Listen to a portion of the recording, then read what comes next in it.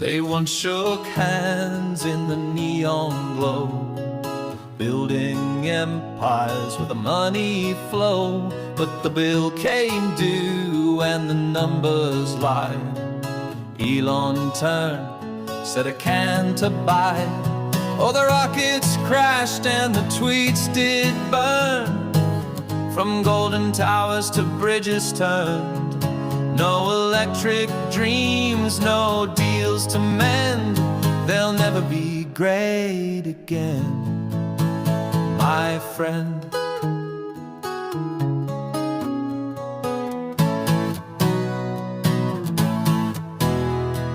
Trump said, Elon, you've lost your spark. Your future's dim, your cars won't start. Pulled the plug on the electric game.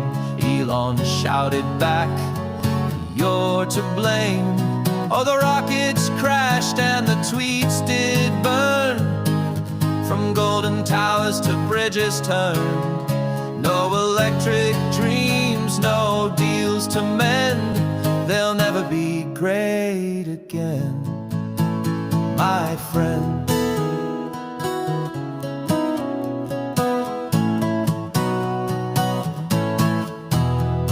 From the red hats to the SpaceX flight, their bond collapsed in a single night. No handshake, no more trading schemes, just the silence of broken dreams. Oh, the rockets crashed and the tweets did burn. From golden towers to bridges turned. No electric dreams, no deals to mend. They'll never be great again, my friend.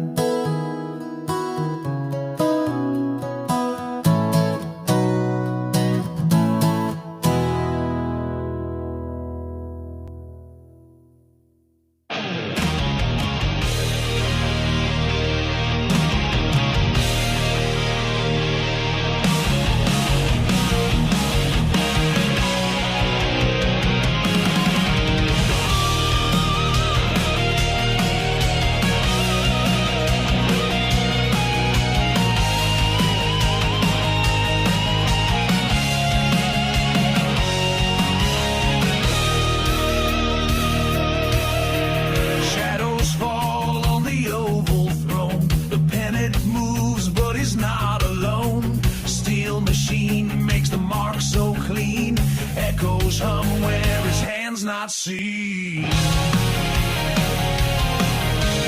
Paper trails on a midnight spree. A silent scribe in the land of the free. Metal hand with a soulless grace. Leaves his name but it hides his face. Auto pen writes in the dead of night. Mechanical ghost in the pale moonlight. The leader's mark without his hand. Sign of the times and this shifting sand. Empty halls, hear the wailing sound. A signature falls, but he's not around. Ink flows cold like a lifeless stream. Dreams are signed by a faceless dream. Punch the keys, but it feels so hollow.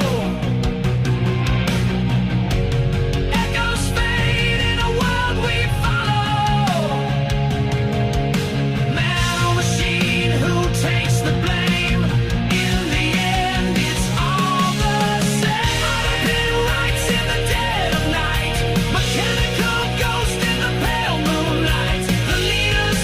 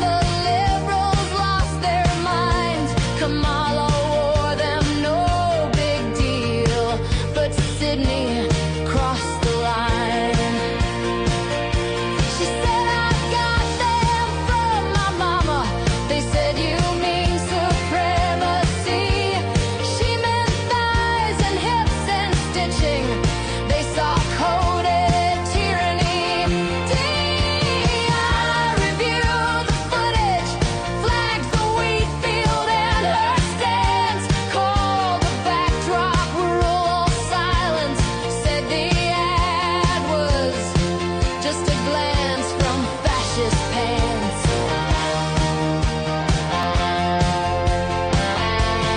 Sydney Sweeney has great genes, and the outrage turned to gold.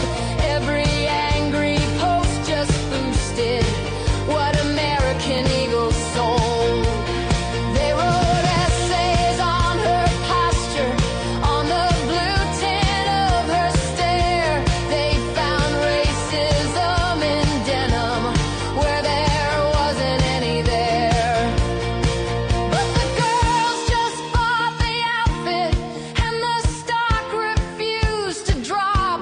Turns out moral panic's market doesn't ever make it stop. Sydney Sweeney has great genes. Guess that's all she had to do. Wear some pants, say thanks, my mama, then watch Twitter melt in two.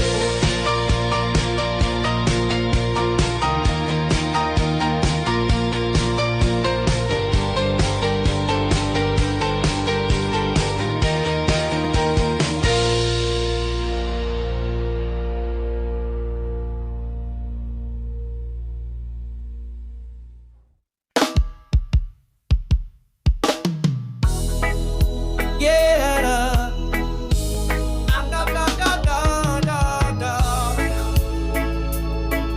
Oh, yeah. Karen walks in with a confident sway, hair like a muppet on a bad hair day. Behind the makeup painted on her eyes, her resting bitch face says don't even try. She's got the mic and the room goes still. All hail the queen of Capitol Hill, not the brightest bulb, but she's black and clear. Trapped in the headlights like a white-tailed deer. She lied for a living when she knew the truth. She could have dropped a dime in a telephone booth. Her brain's on vacation, but her smile's on cue. Korean wants a job with Whoopi on The View. Yeah, na na na na na na na.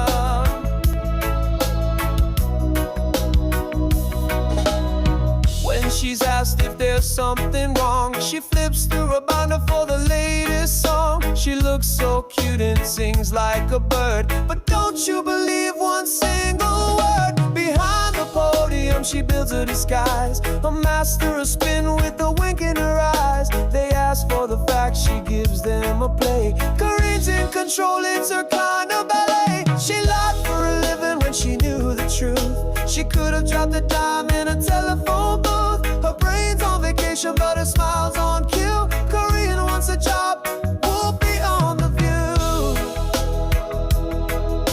Yeah, yeah, la la la la la la la.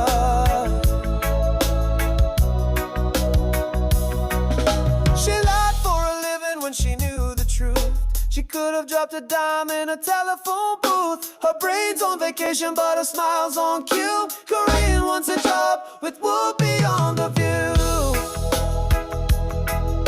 Oh, oh, oh. Korean wants a job with Whoopi on The View. Oh, oh, oh. Korean wants a job with Whoopi on The View.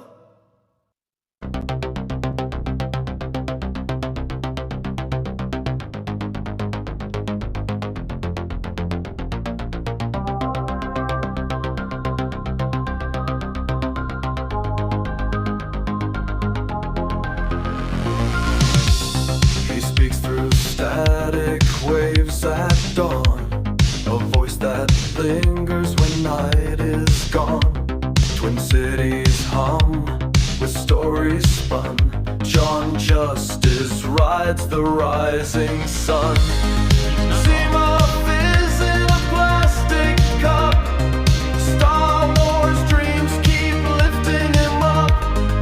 Costco aisles is sacred ground where neon shadows spin around.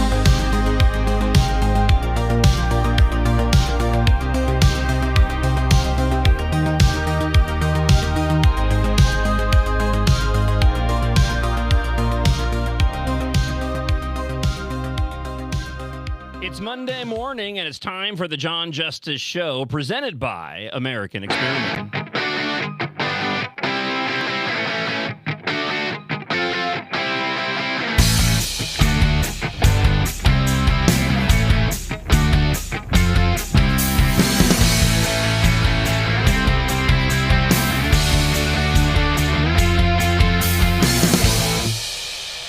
Welcome to it. I'm your host, John Justice, and I'm glad you're with the show once again this morning. Joining me here to help in producing the show is Isaac. Good morning, Isaac. How are we doing today, sir? Good morning, John. Happy Monday. Yeah, man. Did you have a good weekend?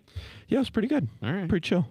I went and saw, we'll talk a little bit about this in a moment, Spider-Man Brand New Day. I heard it was fantastic. It did not, it had no business being as good as it was.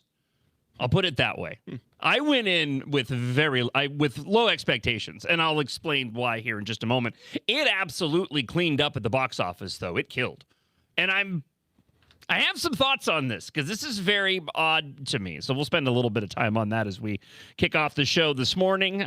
President Donald Trump blames Iran over the weekend for the water cyber attacks, although there is new information now that it wasn't just our water systems here in Minnesota that were cyber attacked. There were neighboring states that also had similar circumstances, and so we'll get into that. We have a lot of guests on the show this morning, as we do every Monday. We'll talk with the president of the Institute for Liberty, Andrew Langer. He'll be joining us right around 6:30 today. We're going to get into the controversies surrounding Sophie Cunningham, the WNBA game against the Fever in the Lynx this weekend, the protests that took place from the on-the-street lunatics out in front of the Target Center. So we may talk a bit about that with Andrew when he joins us at the bottom of the hour. Also, we have an update on the St. Paul mayor, Cooley Herr. We have Senate candidate Tom Weiler will be joining us in the American Experiment studio at 7:30 this morning, and we'll talk about the good, the bad, and the ugly relating to energy policy with a policy fellow here at Center of the American Experiment, Darren Nelson, joining us at 8:30 today. We have actually a really, really busy week ahead with the primaries coming up next Tuesday. A lot of candidates will be on the show this week. I have interviews scheduled for the following week already with some very high-profile individuals that I'm really, really excited to have conversations with, and obviously for you to take part in those conversations. If you want to get involved in today's show or any show, you can email me, john.justice@americanexperiment.org. You can also leave us a blast, a comment. All you have to do is call 612-584-4565. By the way, on a technical note, and a little on-air production meeting, I think I might have found a solution to the blaster comments being, the audio being low. It's probably one of the things that we've been fighting since we kicked off the show last week. So I think I might have found a solution. We'll find out. I'm doing a trial run and on a program, and it's one of those things where I think the trial run is holding back.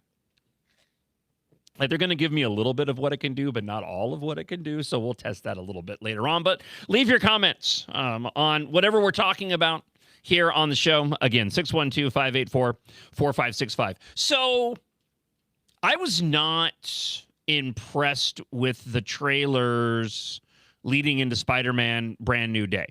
I was always going to go see it opening weekend, make no mistake.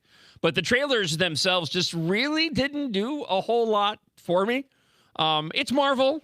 I'm easily entertained, so I'm going to go see, for the most part, most Marvel movies, although several of them I've only gone and seen once, especially the more recent Marvel films in the latest phase. They really dropped in quality after Endgame and Infinity War. So I had completely forgotten that this was even coming out this week. So I ended up buying tickets. We went to go see it on Friday afternoon. It was me, my wife Melinda, and Kyle, our 19-year-old, who'll be visiting here tomorrow, by the way, just as a side note. Not on the show, but he'll be coming down to hang out for a bit. That being said, as we mentioned at the start of the show, this movie had no business being as good as it was. It opened to a massive $355 million. It made The second biggest amount domestically in terms of a debut in box office history. Just shy of Avengers Endgame, the film surpassed all expectations, breaking records on Thursday previews, Friday and Saturday grosses. I thought I was misreading the headlines on this. I follow this stuff. If you listen to the show for any length of time, I'm a nerd. As a matter of fact, there was a talkback that rolled in Friday that I did not get the opportunity to play that basically was just about that, how big of a nerd I am. But I had no expectations at all that this movie was going to make this much money. And then a couple of things popped into mind. First off, I think people forget how huge No Way Home was. I remember when Spider-Man No Way Home was released and just what a massive blockbuster that was, especially, spoiler alert, considering that it had included previous Spider-Mans. How do you say that? Do you say Spider-Men or do you say Spider-Mans? I think you say Spider-Men, right? Probably Spider-Man. I think so. Yeah. Spider-Man's just sounds weird. And I don't think it's grammatically correct. But people forget just how massive that original movie was. So I think that's a part of it. But the other aspect of this too, and this I was following, there was no major negativity going into this film at all. There was no commentary like there is with virtually every other film out there within the fandom that I saw leading into this movie. There was no controversy. There was no concern about, and this would play into controversy, there was no concern about there being any woke agenda attached to it, and there wasn't. Now, I know in the story that I have in front of me, it says, again, it landed, Spider-Man Brand New Day, landed just short of the all-time domestic opening weekend. 2.1 million short of Avengers Endgame back in 2019, $357 million. And what's interesting about this, too, is that the box office has just been suffering greatly. I mean, you consider how poorly The Mandalorian and Grogu did. You look at the independent films that came out, whether it's Obsession or Backrooms. I saw Obsession, not in the theater, though. I actually watched that streaming online. Did not see Backrooms, although my boys did. There's been this dramatic shift in terms of people going to the movies. But Brand New Day went and shattered Sony's own projections.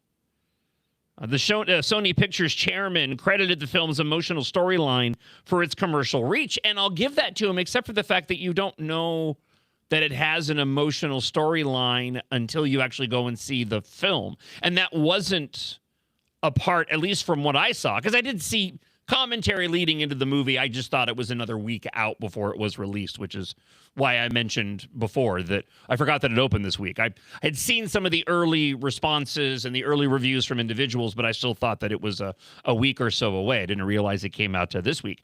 And that was not really much of the commentary leading into this movie.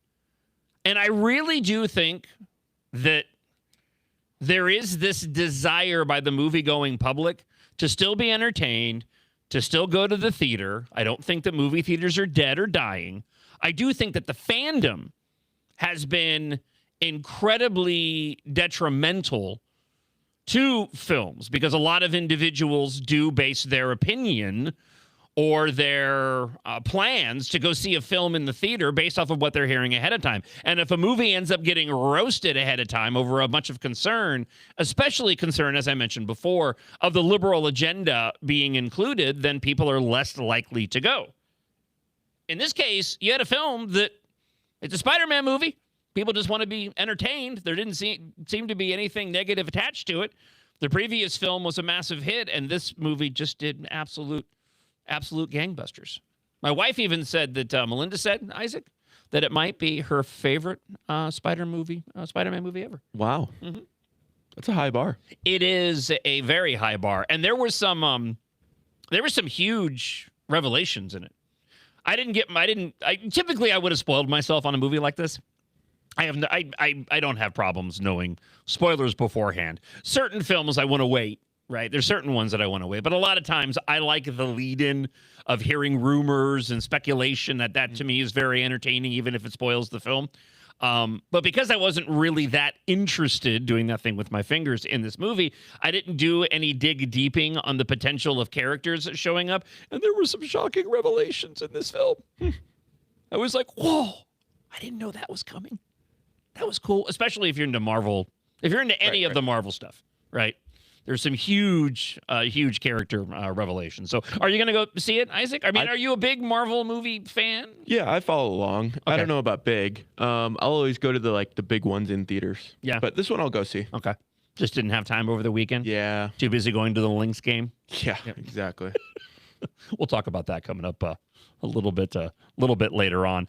Let's go here. The latest regarding the water system cyber attack and what's been happening with Iran as of late, wherein there seems to be another attempt at negotiations of a peace deal.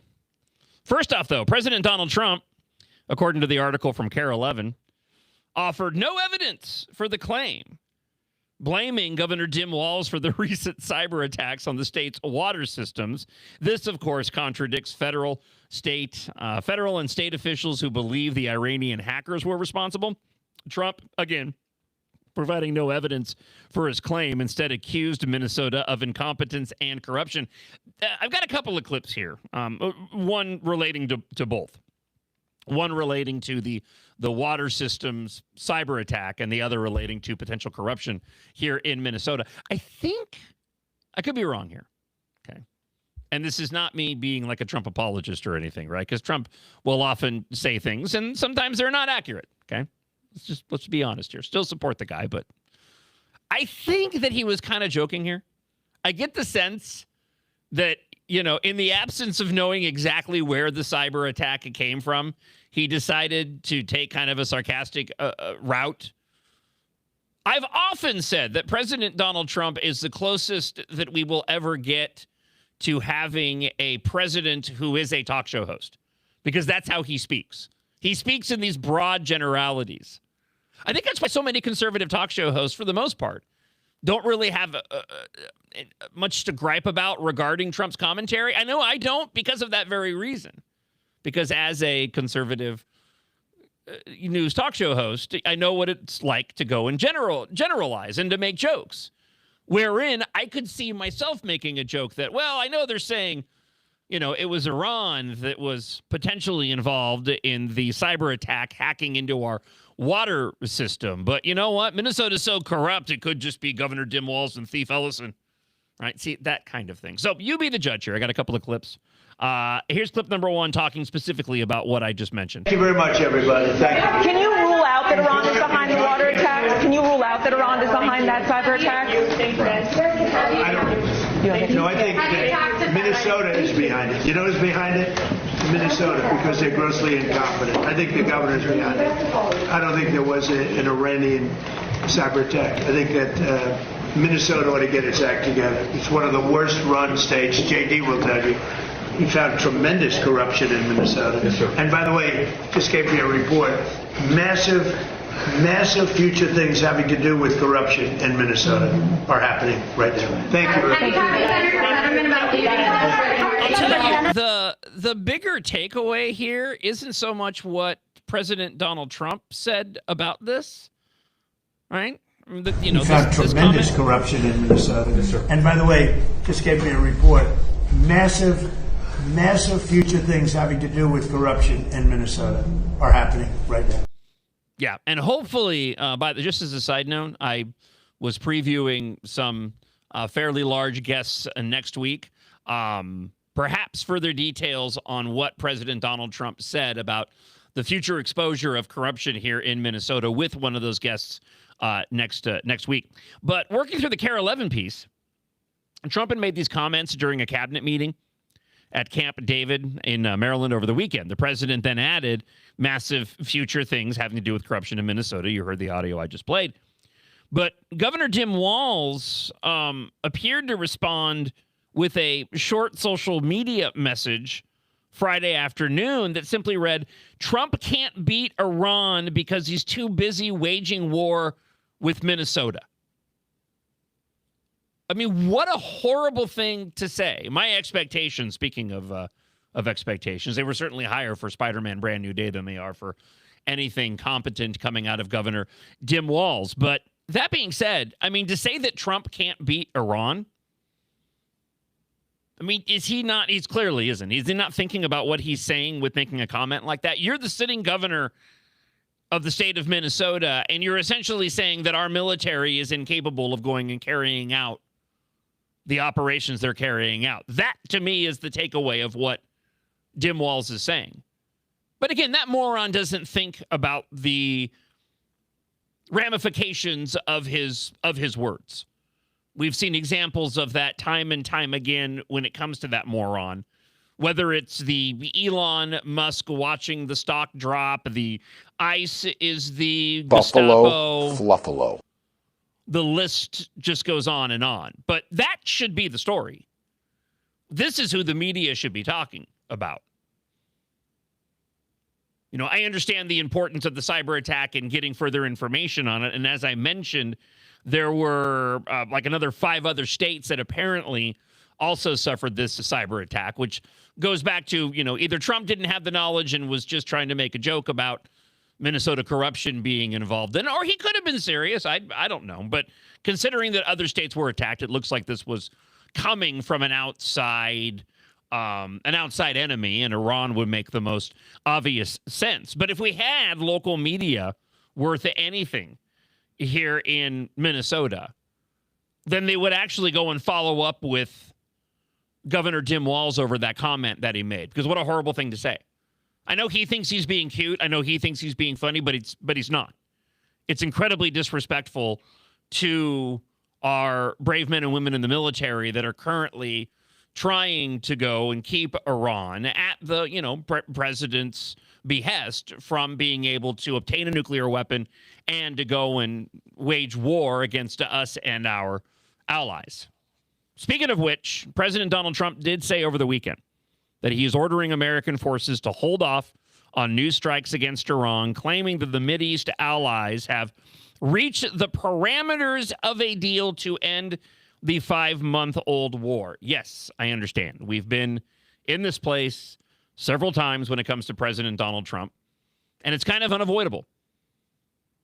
Trump is trying to go and negotiate with Iran to do what I just mentioned, to make sure that they cannot obtain a nuclear weapon, that they cannot continue their murderous war waging against our allies. And so he's doing the right thing when they want to step up and look to diplomacy. But we also know that Iran can't be trusted. This is a regime that absolutely hates the West.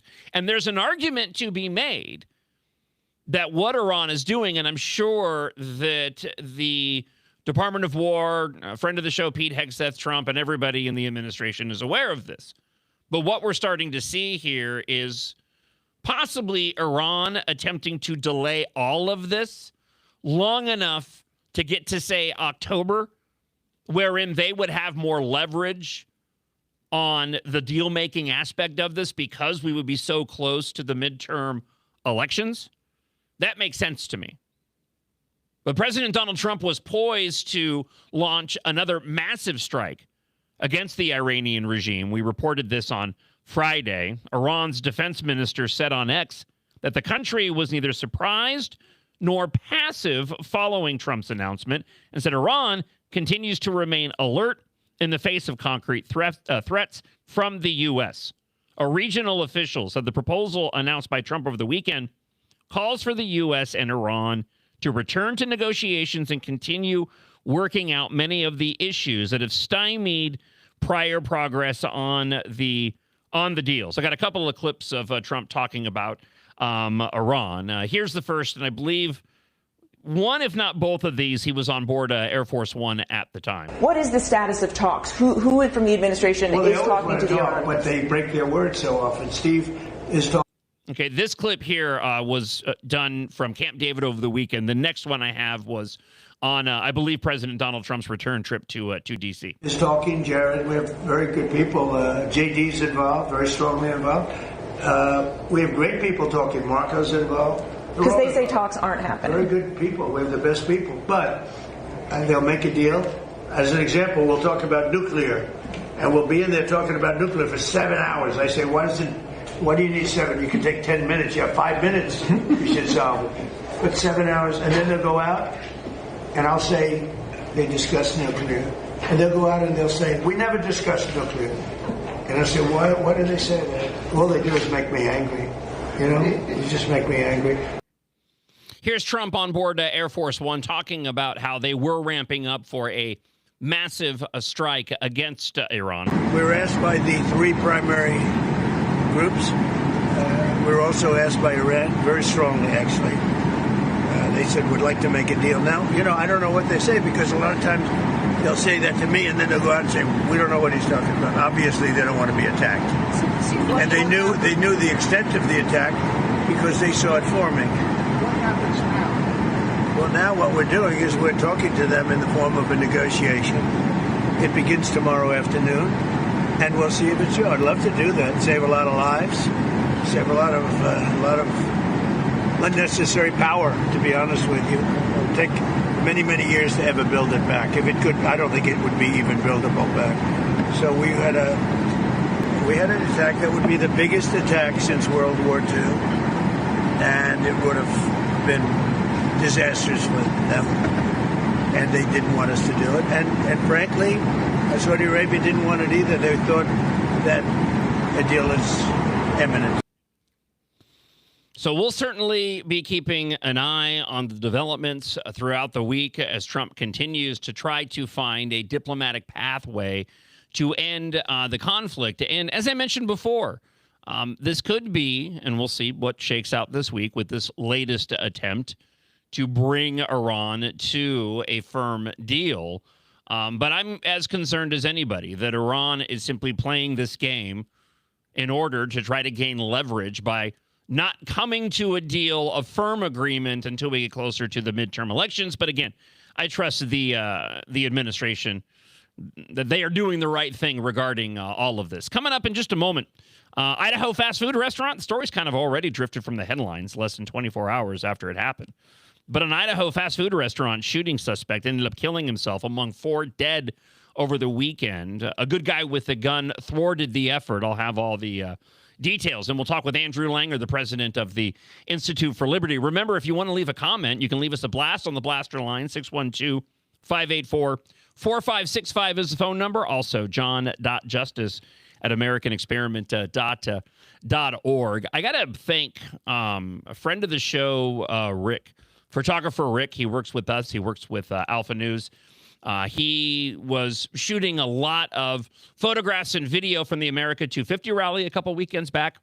Did a photo shoot with me here recently for the new show, John Justice, presented by American Experiment. And I was going through the photographs, and I was so happy with how it turned out, especially the fact that I wasn't cringing every time I saw the pictures. I've lost 22 pounds. I feel healthier than I have in years. And it is only because of the absolutely incredible program from NutraWave. Dr. Bob has this amazing program wherein, listen, you don't feel like yourself anymore. That was certainly the case for me. I mean, be honest.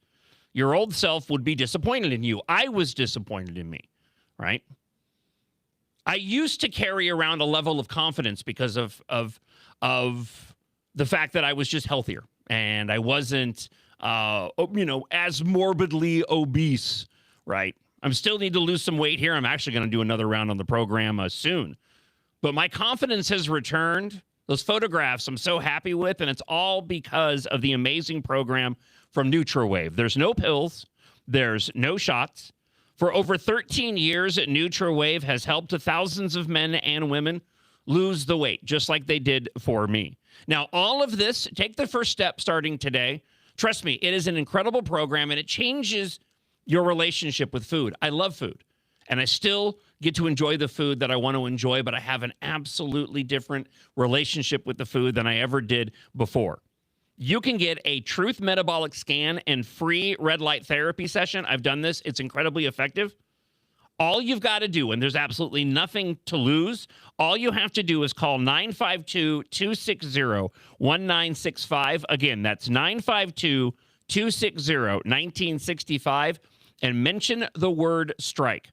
NutraWave has limited slots available to take advantage of this free Truth Metabolic Scan and free red light therapy. So call today, 952-260-1965. If you miss that number, drop me an email, john.justice@americanexperiment.org. I'm happy to share it with you. But again, no pills, no shots, just an incredible way to lose weight and permanently change your relationship with food. Trust me, it's worked for me. It'll absolutely work for you. So call NutraWave today. That is 952-260-1965. Now, here's some content you might have missed at AmericanExperiment.org and the American Experiment podcast. Matt Dean talking with Katherine Johnson, and we'll speak with the president of the Institute for Liberty next here on the John Justice Show. I looked it up, and the percentage of children in poverty in Minnesota is about 10%, which is lower than the national average.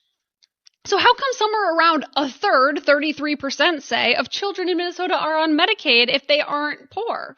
Sure, my kids are grown now, but I had 3 kids that I raised, and for us, we could make over $100,000 a year, and still our kids would be on Medicaid, if you can imagine that. That's middle class. That's crazy. And, we also, as a state, I think we should really measure ourselves by how few people have to rely on the government for health care, not how many. Mm-hmm. But if you ask, Governor Walz, he'll say, the more people we feed, the better. The more people on government programs, the better. And that's really how he measures the state. And we really see that in the numbers in Medicaid, which have just exploded. Think about it. Now that school's back in session, how are Minnesota students doing? Not very well. Minnesota ACT scores fell again last year and are the lowest they've been in 10 years. In fact, fewer than half of Minnesota students can either read or do math at grade level. Think about it. We used to brag about our schools. Now we're losing to states like Mississippi. Visit AmericanExperiment.org for more information. Think About It is brought to you by Center of the American Experiment, Minnesota's think tank. We're doing a really big deep dive on Medicaid right now at the center. We're looking at just how the heck this has gotten so out of control in Minnesota. And just like since 2023, okay, we spent $18 billion on Medicaid in the state, okay? Now we are spending $27 billion in this year, okay? And we are spending that on fewer people on Medicaid. So there was 1.4 million people on Medicaid in 2023. Now there is 1.2. So you have to ask yourself, how in the heck can we be spending that much more money on Medicaid?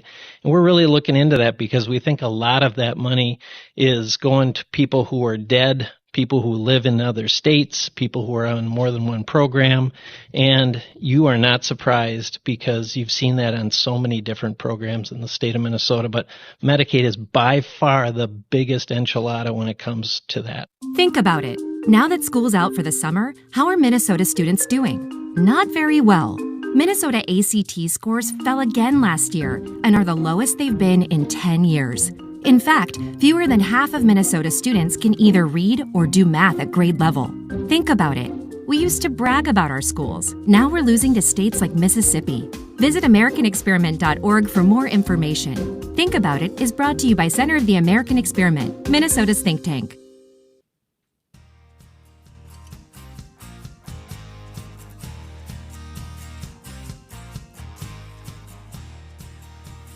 It is the John Justice Show presented by American Experiment and AmericanExperiment.org. You can email john.justice@AmericanExperiment.org, and you can leave us a blast at any point during the show. That number is 612-584-4565. Again, that's 612-584-4565. Horrible news broke over the weekend. A shooting at an In-N-Out restaurant in Twin Falls, Idaho, ended up resulting in 4 deaths, including the gunman, Chad Williams, and 7 injuries. An off-duty officer and an armed citizen intervened, diverting the gunman and preventing further casualties. Good guy with a gun. which is partly the reason why this story is going to disappear from the headlines, beyond the fact that we don't have a really good understanding of a motive when it comes to this attack. The FBI is seeking the public's assistance in gathering information and images related to the incident. The suspect in the fatal shooting at the fast food restaurant died of a self-inflicted gunshot wound. This happened on Sunday, crediting the off-duty officer and a citizen with firing the shots that diverted him. Investigators are confident that the gunman, identified as a 24-year-old Chad Williams, acted alone during the shooting at an In-N-Out in Twin Falls. The police chief, Michael Hicks, gave details during a press conference. In all, 4 people died, including Williams. 7 others were injured at the recently opened restaurant in the southern Idaho city of about 56,000 people. Yeah, apparently this In-N-Out had just opened up a week earlier on the 24th. Part of California's based company's recent expansion into Idaho. And I've always been told that the whole reason why In-N-Out doesn't expand, because I've talked about In-N-Out a ton on the show, because my whole family are huge fans. My son will take trips out west just to go and get to In-N-Out. But I've always heard that the whole reason why In-N-Out didn't expand was because they were concerned about the quality of the food diminishing depending on just how far from their base of operations they were going to be. That being said, they have been expanding into Idaho. But getting back to this shooting, Hicks said an off-duty state trooper and an armed citizen whose identities weren't immediately disclosed both fired back and diverted the gunman from the restaurant. We believe their actions helped to drive the suspect away from the scene, preventing further casualties, the chief said. We want to take a moment and commend the actions of the off-duty officer and the citizen and their heroic action to stop the incident. Hicks said detectives were working to determine Williams' motives and said the suspect's family was cooperating fully with law enforcement. Officials asked potential witnesses or anyone with information to contact the police. The police chief also warned that misinformation that was spreading online identifying a different man as the shooter, saying that person had no involvement in the incident whatsoever. Police who responded to the shooting said they found the body of the suspected gunman in an area near the restaurant. And again, without a motive for this particular incident, it's kind of already disappeared from the headlines. I know there was some talk that, at least what I saw online preliminarily, am I saying that right? Tongue-tied. The first information that I've seen said the individual might be a conservative. He had written a few posts online that might have been related to him being a conservative. But like I said, I saw that in only a couple of different places, and I'm not putting any credence behind that. Andrew Langer, president of the Institute for Liberty. I'm sure you saw this story of the Idaho In-N-Out shooting. Have you seen anything regarding the background of this individual, this 24-year-old at all? No, but if someone's going after shooting up folks at an In-N-Out burger, obviously that says something. So, but yeah, I haven't seen anything regarding this person's political backgrounds. Good morning, by the way. Good to see you as always. Thank you so much for joining the show today. Did you get out to see Spider-Man Brand New Day yet? So I have not seen Spider-Man Brand New Day. I have not seen The Odyssey. I'm trying to figure out when we're going to be able to see both, because want to catch those as soon as possible. I'm just hearing nothing but great things about it. Yeah, I'm just shocked. I was talking about it at the start of the show. I'm shocked at how much money Spider-Man Brand New Day made. And I think it's a couple of things that I mentioned earlier. One, I think that people, maybe I did, forgot just how successful No Way Home was. I mean, that was a massive, massive hit. And then two, there was no major controversy leading into this movie. And I think it shows that there is still an audience out there that wants to go to the movies to just see good films. And when you don't have the media ranting and raving about, either side, whether it's liberal or conservative, pushing back on a film before it's released, then people are more likely to end up showing up at your local movie theater. It's funny. I started watching that Apple TV. I don't have Apple TV at home. It's like the one service we have not subscribed to. and I'm just holding out for that. But I watched the first couple of episodes of The Studio. I was on a lot of plane travel this weekend, and so you can catch, if you fly United, you can catch your a bunch of your Apple TV shows. And I could not get through. I got through the first episode, and I could only get about halfway through the second episode. But one of the central theses of that show, at least I don't know where it goes from there, is Seth Rogen plays a studio guy who wants to make good quality arty movies, and the studio president, I guess he's hired the studio head. I don't know titles, but the point is his boss wants him to make a movie based upon the characters from the Kool-Aid commercials, the Kool-Aid Man, etc. And so it's a whole back and forth about this. And of course, as I'm watching it, the big thing is that at the same time, Martin Scorsese wants to make a movie about the Jim Jones Jonestown Massacre that they're going to call Kool-Aid. And it's just, it's hilarity ensues. So did you only get through a few episodes because that's all you were able to watch, or because you were turned off and you pitched off from the show? I was turned off by Seth Rogen's cringy antics. He just could not help himself, and it's like I have that tolerance for Larry David to a point. Like I can't watch. I've watched a little bit of the new Larry David American History series. I love Curb Your Enthusiasm. I can tolerate that Larry David. But the Larry David in history bothered me. So something. It's apparently there's like an actual condition where folks physically get discomfort from watching. It's like the opposite of Schadenfreude, and I'm a big fan of Schadenfreude. I love taking joy in my opponent's misery. But this is just too much for me. So I think it's one of the reasons why Melinda's not the biggest fan of Seinfeld, because she has a hard time with sort of the cringe watching. Although by comparison, Seinfeld is tame. Mild. Let's hang here for just a second. I want to get the audience up to speed. First off, I am with you, Andrew Langer, on The Studio on Apple TV. I would, however, advise you, because I know exactly which episode you pitched off on. Stick with it, because I had exactly the same experience, as did my wife, watching that episode, because there's one that's really, really hard to watch because the Seth Rogen character is just comedy of forced errors. Yes, and it's tough to watch. Hang with it though, because it gets so much better. I'll come back to it, because listen, guys, I'm the guy who I watched the second episode of the latest season of Star Trek: Strange New Worlds, and. By the way, it's 6:45 if you're tuning in on John's show right now. I'm someone who sits there and I will analyze Star Trek episode, and I love Star Trek. I am a Trekker, but I will sit there and go, no, why did you do that? It's like every time in the original series they would beam down onto a planet without any kind of security. And, it's like you can see what's going to happen. It's, you go on, if you find a derelict spaceship, wait till backup arrives, and then you go and you board the ship. So I'm not going to recommend The Studio because I don't do that, because it's not going to be everybody's cup of tea, right? A lot of language. I want you to stick with it, because I know you can handle it. There's a lot of language in that show. No problem with that. Just briefly, though, and then we'll get to some more relevant items as we talk with Andrew Langer on the show this morning. But Melinda and I also watched that it's on HBO, whatever they're calling it now, HBO Max or whatever it is. But that history show with Larry David. Yeah.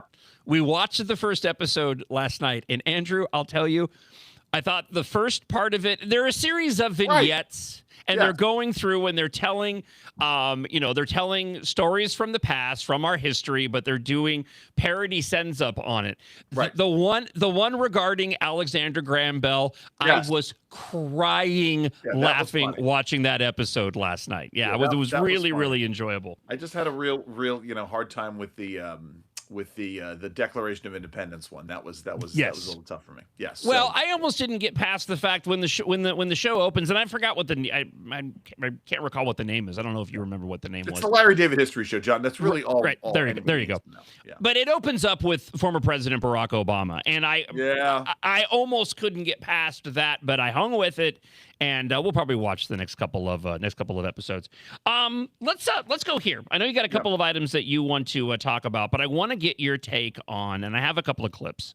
Bill Maher has been getting just a ton of attention over calling out specifically the Democrat socialists, the fact that so many within the Democrat Party are now leaning into communism, to the point where he's actually stepping up and saying that he's not going to be voting for Democrats if this is the way that things are going to go. Let me play one clip from over the weekend where he's exposing the DSA. It's about a minute here on the John Justice Show. So here's a bit of what Bill Maher had to say from over the weekend on his show. This crowd literally wants to get rid of our form of government, the Senate, but also, and I quote, replace the president and Supreme Court with an executive and judiciary chosen by and subordinate to Congress.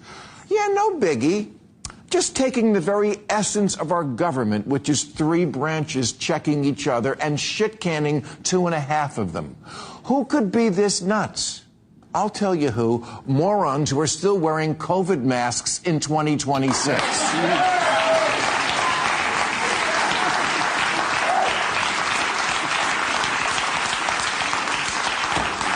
This photo is from the DSA meeting in Denver 3 weeks ago. Okay, I'm just going to say it. Since the far left, the far, far left, is overwhelmingly made up of affluent, ultra-woke white people, you raised your kids wrong. You told your precious brats that every brain fart was genius, and now those brain farts are becoming Democratic Party policy. There's actually there's a bit of a loose connection here with something else that we're going to talk about. But let me just go ahead and get your instinctive reaction to what Bill Maher was saying here. John, is that loose connection, that article from the Politico that I sent you? Because that's exactly that's exactly the loose connection that I was going to refer to. I mean, listen, he's not wrong. Though it's interesting because who is it? Fong, the woman who's running for governor in Wisconsin. She, the Democratic Socialist, who's most likely going to get the nomination, she was on Fox. Fox interviewed her over the weekend, and she was asked about sort of which principles and the platform she supports, and she expressed her continued admiration for separation of powers. But listen, at the end of the day, this comes out of the blueprint for how the Soviet Union, and I'm not making a joke. This is not a conspiracy theory. This is not a joke that I'm making. But literally, this is exactly the way Soviet-style governments were created, right? You had a Supreme Soviet, which is their version of a Congress. And that Supreme Soviet would pick the various leaders. It would pick the judiciary and would pick it based upon your party standing. So, I mean, it's not as though there isn't a blueprint out there. And it's funny because, one of the things, John, that the socialists say to us is that true socialism has never been tried, right? Oh, all of these failed socialist experiments, that was never true socialism.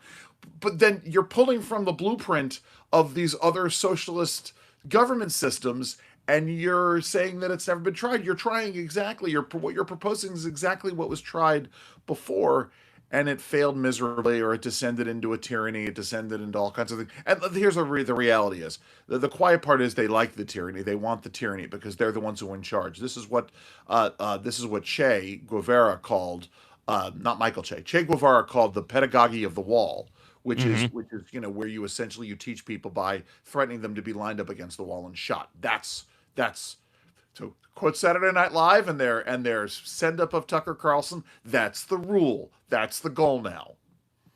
How significant is it that Bill Maher? He really is like the best example of a broken clock is right twice a day. He's willing to call it as he sees it. He doesn't carry any sort of major allegiance that blinds him to his view. He's willing to go and call out both sides, even though he typically leans left. How significant is it to have an individual like Bill Maher that's being so direct. Does he have enough reach, do you think? Do you think that this would encourage other Democrats like a Fetterman and others to sort of step out and begin to criticize the DSA? Or do you think that, everything is too segmented now and he doesn't carry that kind of cachet anymore? Well, listen, I think Fetterman is free to do, and it feels free to do whatever Fetterman wants to do. I mean, that's how he's building his reputation. So, I think the thing that we admire about Bill Maher and to some extent when he was doing it more often and had a platform to do it more often because he's not on the air all the time, Jon Stewart, is that they at least still had that maintenance of the skepticism of big government power and the willingness to speak truth to power. And that's an important thing, and that's where we continue to be is our willingness to speak truth to power, and again to engage in that both sidesism, because that's a lot of what I saw over the weekend at the Western Conservative Summit in Denver that I attended. But yeah, I mean, the reality is, yes, there's the part of it that is segmented amongst the older set, but what he underscores, and this is the problem, is that you have, and this is going to be being old man yelling, "Get off my lawn." We have a bunch of young people who just don't give an S about what their response is going to be, "Okay, boomer, whatever, boomer," and that's the problem. Is that that whatever that "okay, boomer." Whatever the meme is. See, and I'm a boomer, so I'm a boomer, so I think you got it right. I think it's okay, boomer. I think you got it right. Yeah. So, that's the attitude. And I'll tee it up, John, if you don't mind my hijacking. I sent John an article this morning that literally 3 different people, including one of your fans, one of your detractors, John, who feels compelled to at me on X. And it was one of these things where I wanted to write back and say, "Hey, dude, you're late to the game." But like a political science professor who's a conservative friend of mine sent it to me. And then a young woman that I've mentored, she's not even young, and she's in her 30s, I've mentored over the years, send it to me, which is this article about the sort of the dangerous lack of philosophy, coherent, and the lack of coherent conservative philosophy amongst young conservative activists, with the exception of the Turning Point people. We'll set that aside for a second. And their unwillingness to be taught, which is the real problem. The unwillingness of this generation, of the OK Boomer generation, to want to learn, and I'm not saying it's all, but there's a huge swatch of people, that's a massive problem. So, you can get Mike Pence up on stage in Denver at the Western Conservative Summit talking about, saying something very pithy, which is, the Republicans may have lost their way in many cases, but the Democrats have lost their minds. And that's great for an audience that understands this.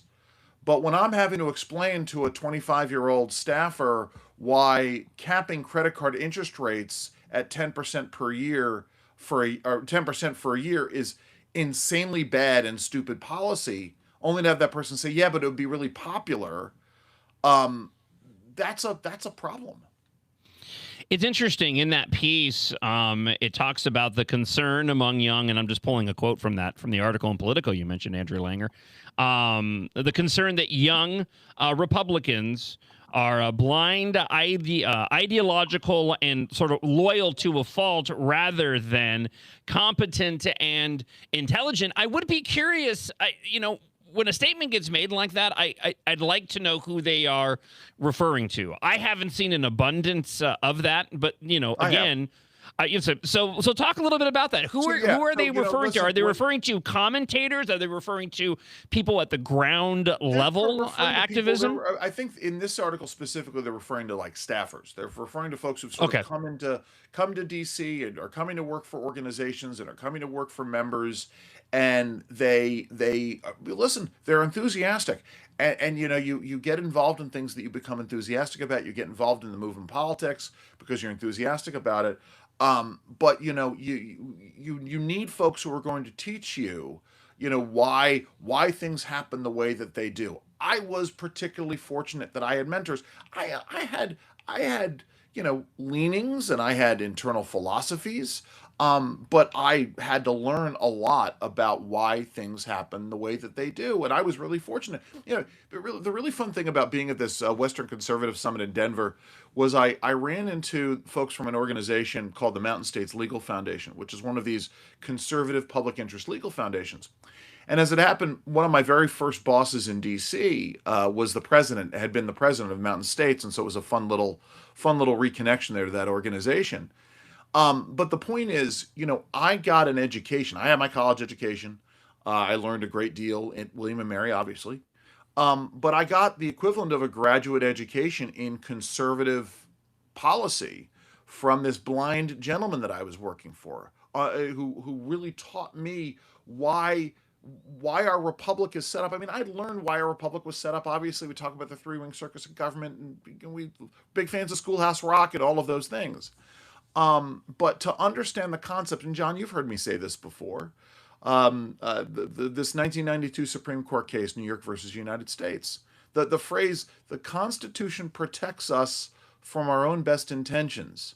It divides power among sovereigns and among branches of the government precisely, so that we might resist the temptation to concentrate power in one location as the expedient solution to the crisis of the day. Now, that paragraph is the counterpoint to what the Democratic Socialists are saying. It underscores what Bill Maher was saying. It explains the why. Federalism secures to individuals the liberties that derive from the diffusion of sovereign power, right?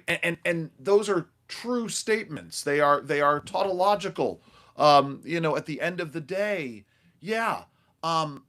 liberty is derived from the diffusion of sovereign power. When you concentrate power in one location, that power is going to be abused. If that doesn't explain everything that went wrong with the pandemic, I don't know what it does. And certainly, every time I want to push back against something, let's not say dumb or idiotic.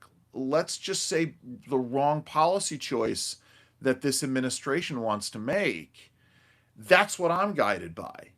And so, actually, let me point something else out, because I think it was sent to me this morning. Tom DeLay has a piece in Newsmax. I think it's Newsmax. You guys are going to see my big Mr. Magoo glasses. Okay. Goodness gracious. Yeah, you're not lying. Yes, I know. Not that I'm one to talk, so. So, got this. Yeah, no, I'm sorry. It's in the Daily Wire. Tom DeLay on the Brendan Carr is calling for changing by fiat. Brendan Carr, chairman of the FCC. I love Brendan.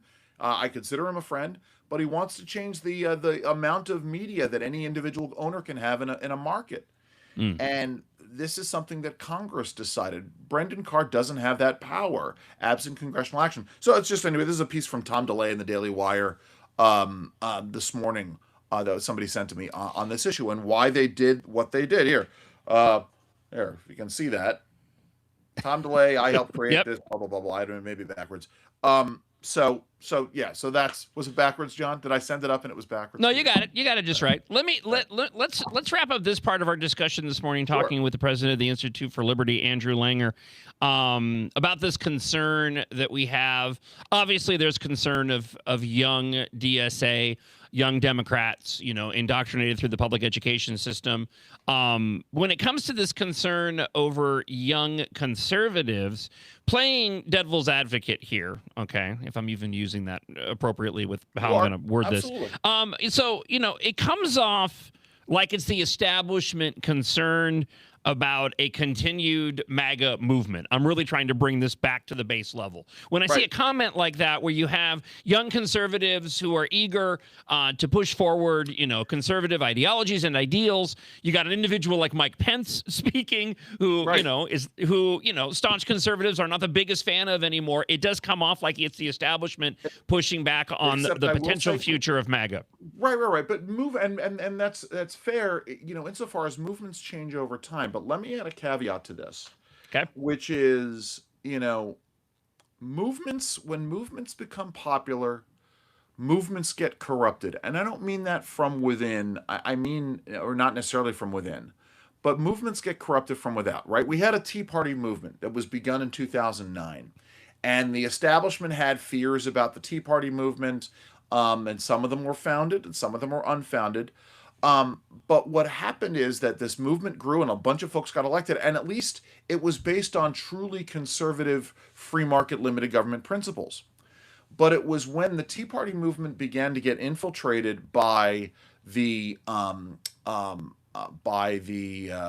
the word I'm looking for? The corrupt crowd. They're not shills. By the grifters, the grifter class. Okay. And folks began to claim the Tea Party movement as their own and use the Tea Party moniker for their own ends and pull it in places where the movement wouldn't have gone and didn't go originally. That's a problem. And so we had a MAGA movement, and we can debate back and forth about the merits of protectionism. But at the very core, some of it was about getting rid of big government approaches to doing things.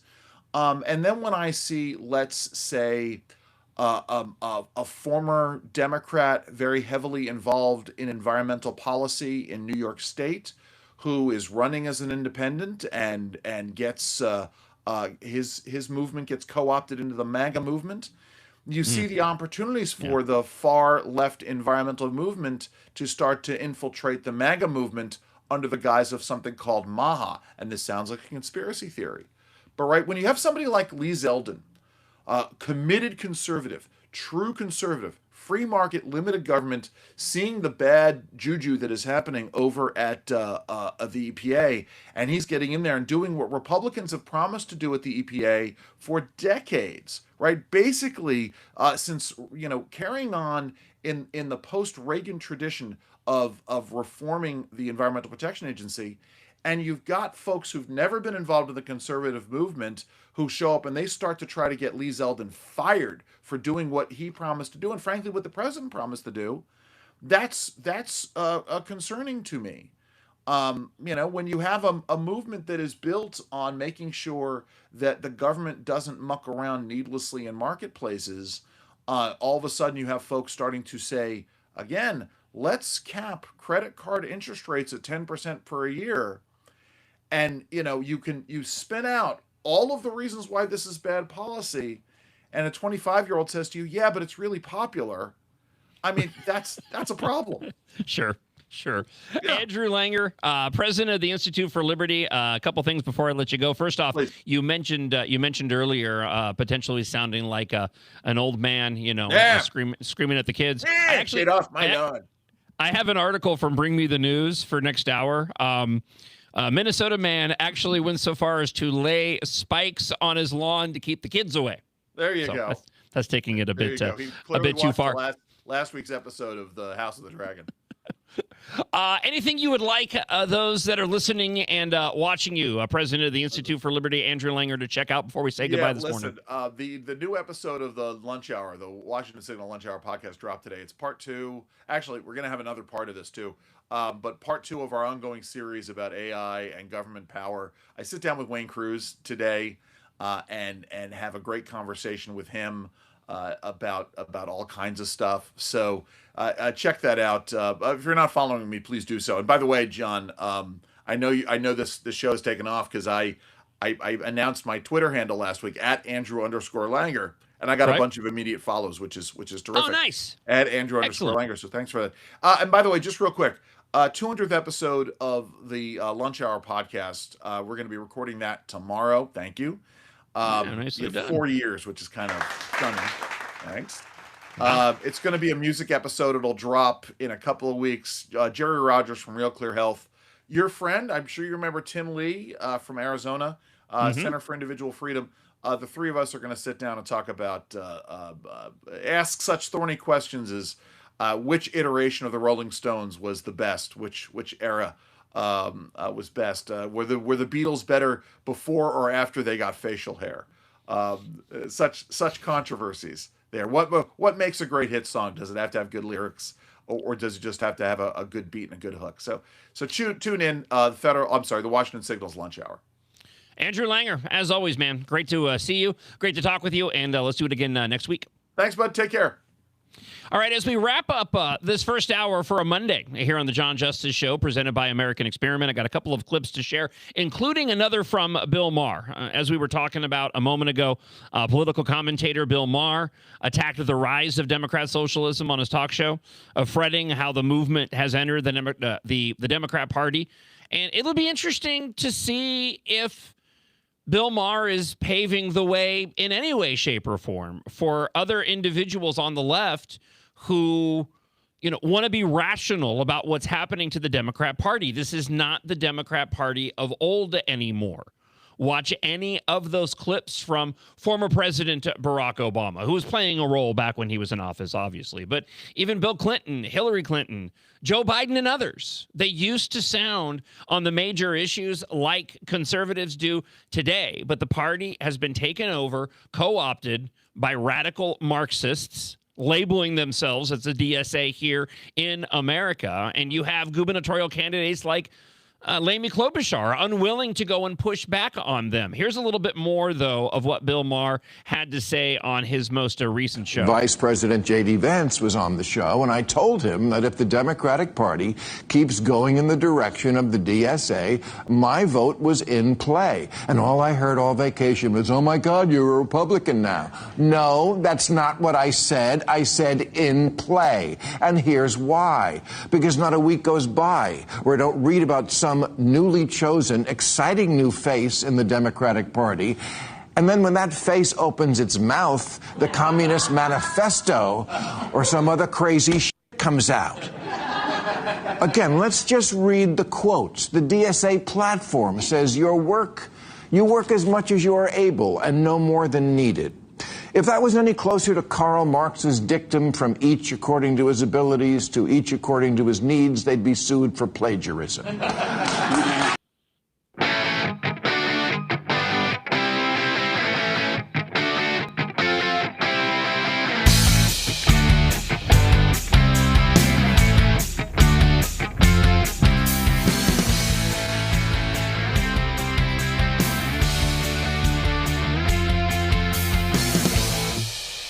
It's hour 2 on the John Justice Show, presented by American Experiment and AmericanExperiment.org. You can watch the show at MN Think Tank on X, also on Facebook and YouTube at the Center of the American Experiment pages, and on my personal pages on Facebook and YouTube as well. Good morning to producer Isaac over there, wondering if I got stuck there for a moment. Good morning, Isaac. Good morning. I was ready to jump in whenever. Well, it's good to see you. I'm glad that I have you as backup.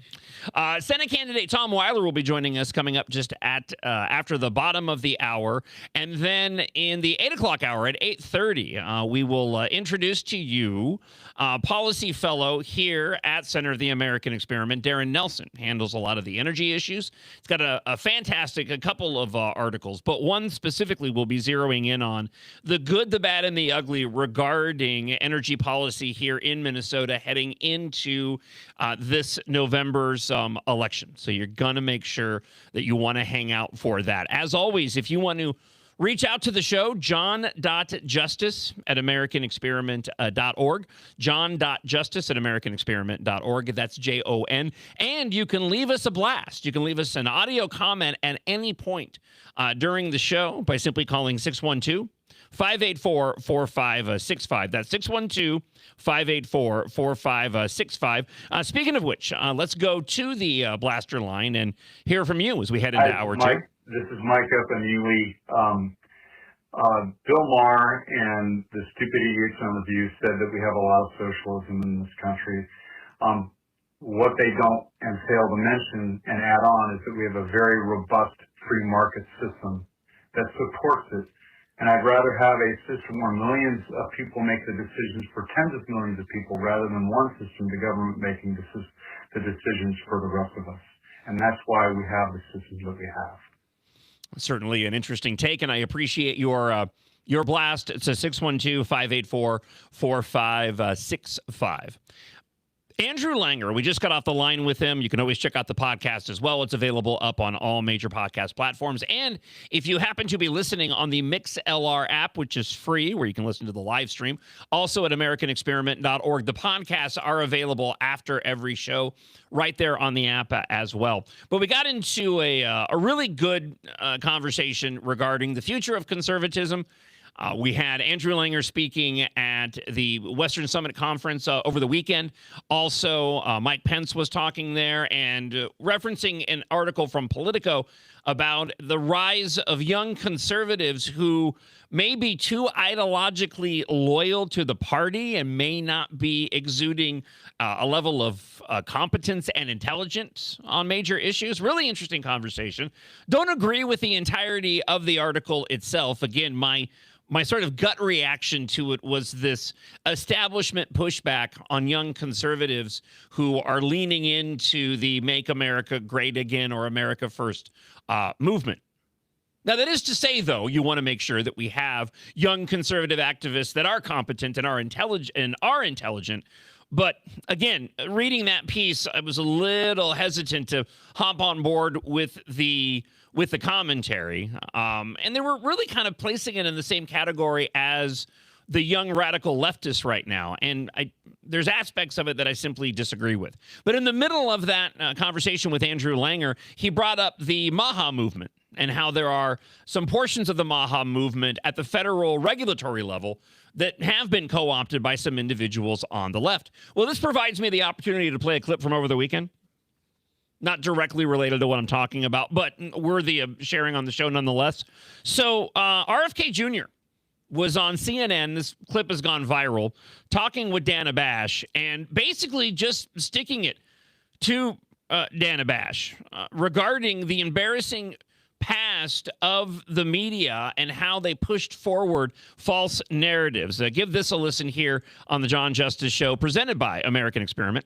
Debating this week. Of course you won't. No, because I'm not all debating. You know how to do is repeat things that people told you and say, trust the experts. That's what you did during COVID. Now we know that Anthony Fauci, who was the expert, was lying about everything, about masks, about the social distancing, about natural immunity, about the transmission from the vaccine, about the source of COVID. He was lying, and you were punishing people for not trusting the experts. And now you're rolling out the experts again to talk about something that you have no personal knowledge of. Okay, well, guess what? That is my job. I love the fact that, at least perception-wise, and it's been like this for a while, but as of late, I love the fact that people are showing a level of courage in going after the mainstream media in the same way that RFK Jr. did in that clip. The mainstream media did this to themselves. They became political pundits, the majority of them, not just the editorial individuals, the talking heads and roundtable shows. No, I'm talking about across the board. They all became, opinion, social media influence generators, and their bias has been showing through for decades now. And I'm so happy to see the level of pushback that they're finally getting on their shows, the willingness of individuals to go on these shows and to go directly at these, alleged journalists, because of just the double standard of the mainstream media and how in the tank so many of them are on the left. So just a hat tip to RFK Jr. there for pushing back on Dana Bash. Again, the blaster line is 612-584-4565. Friend of the show, Eric, has a comment regarding Bill Maher on the show. Eric from Tennessee. Great show so far. Bill Maher is a 70-year-old man, and the DSA is going to basically wave off Democrats, the old guard. That's just what's going to happen. They're not going to listen to him. Fetterman, maybe they'll listen to, but anyone over the age of 70, which includes a lot of people, the Clintons, Elizabeth Warren, they're not going to listen to him. It's an interesting comment, Eric, and I agree with you. The old guard that is leaning heavily now into the DSA, And I'll include Amy Klobuchar in this because she's not pushing back on any of this either. You're right. I don't see them changing their ways, but there are a handful of voices out there that are willing to step up and call out their own party. And probably more specifically, those talking heads that I was just referring to that go on the mainstream media shows, they get into these roundtable discussions.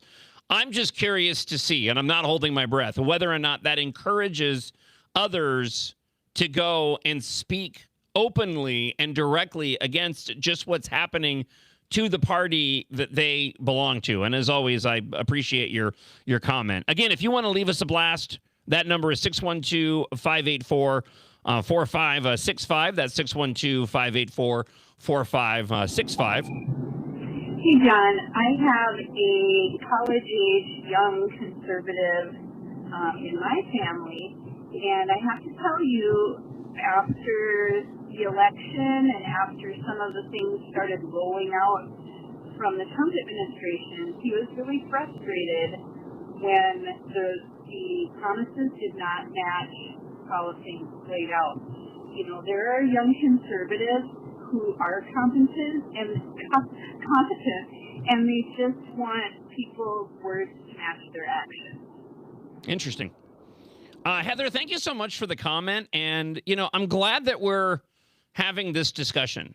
It wasn't a conversation that I expected to emerge. It's kind of come out of nowhere, but it speaks volumes to what's going to be the future of the Republican Party, in as much as what's going to be the future of the Democrat Party.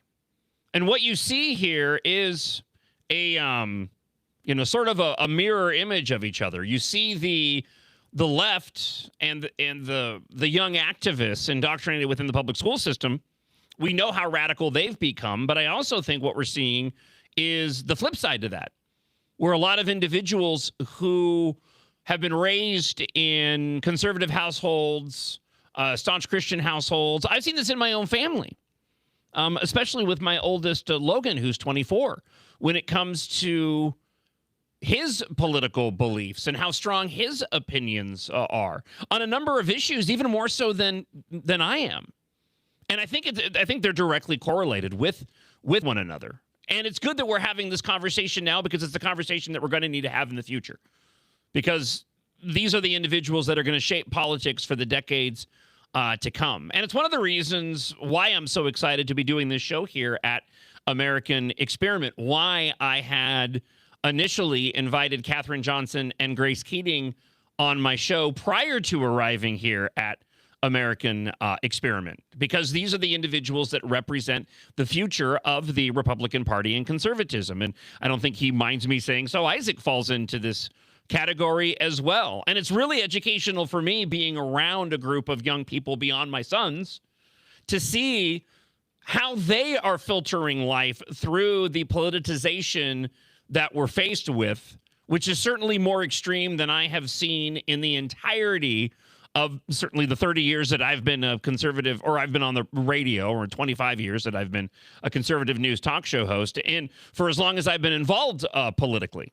So it's a good thing that we're starting to have this conversation now. I absolutely welcome it. Now, speaking of young people getting involved, kind of falls into that category, or it's just a really, really weak attempt at a transition on my part.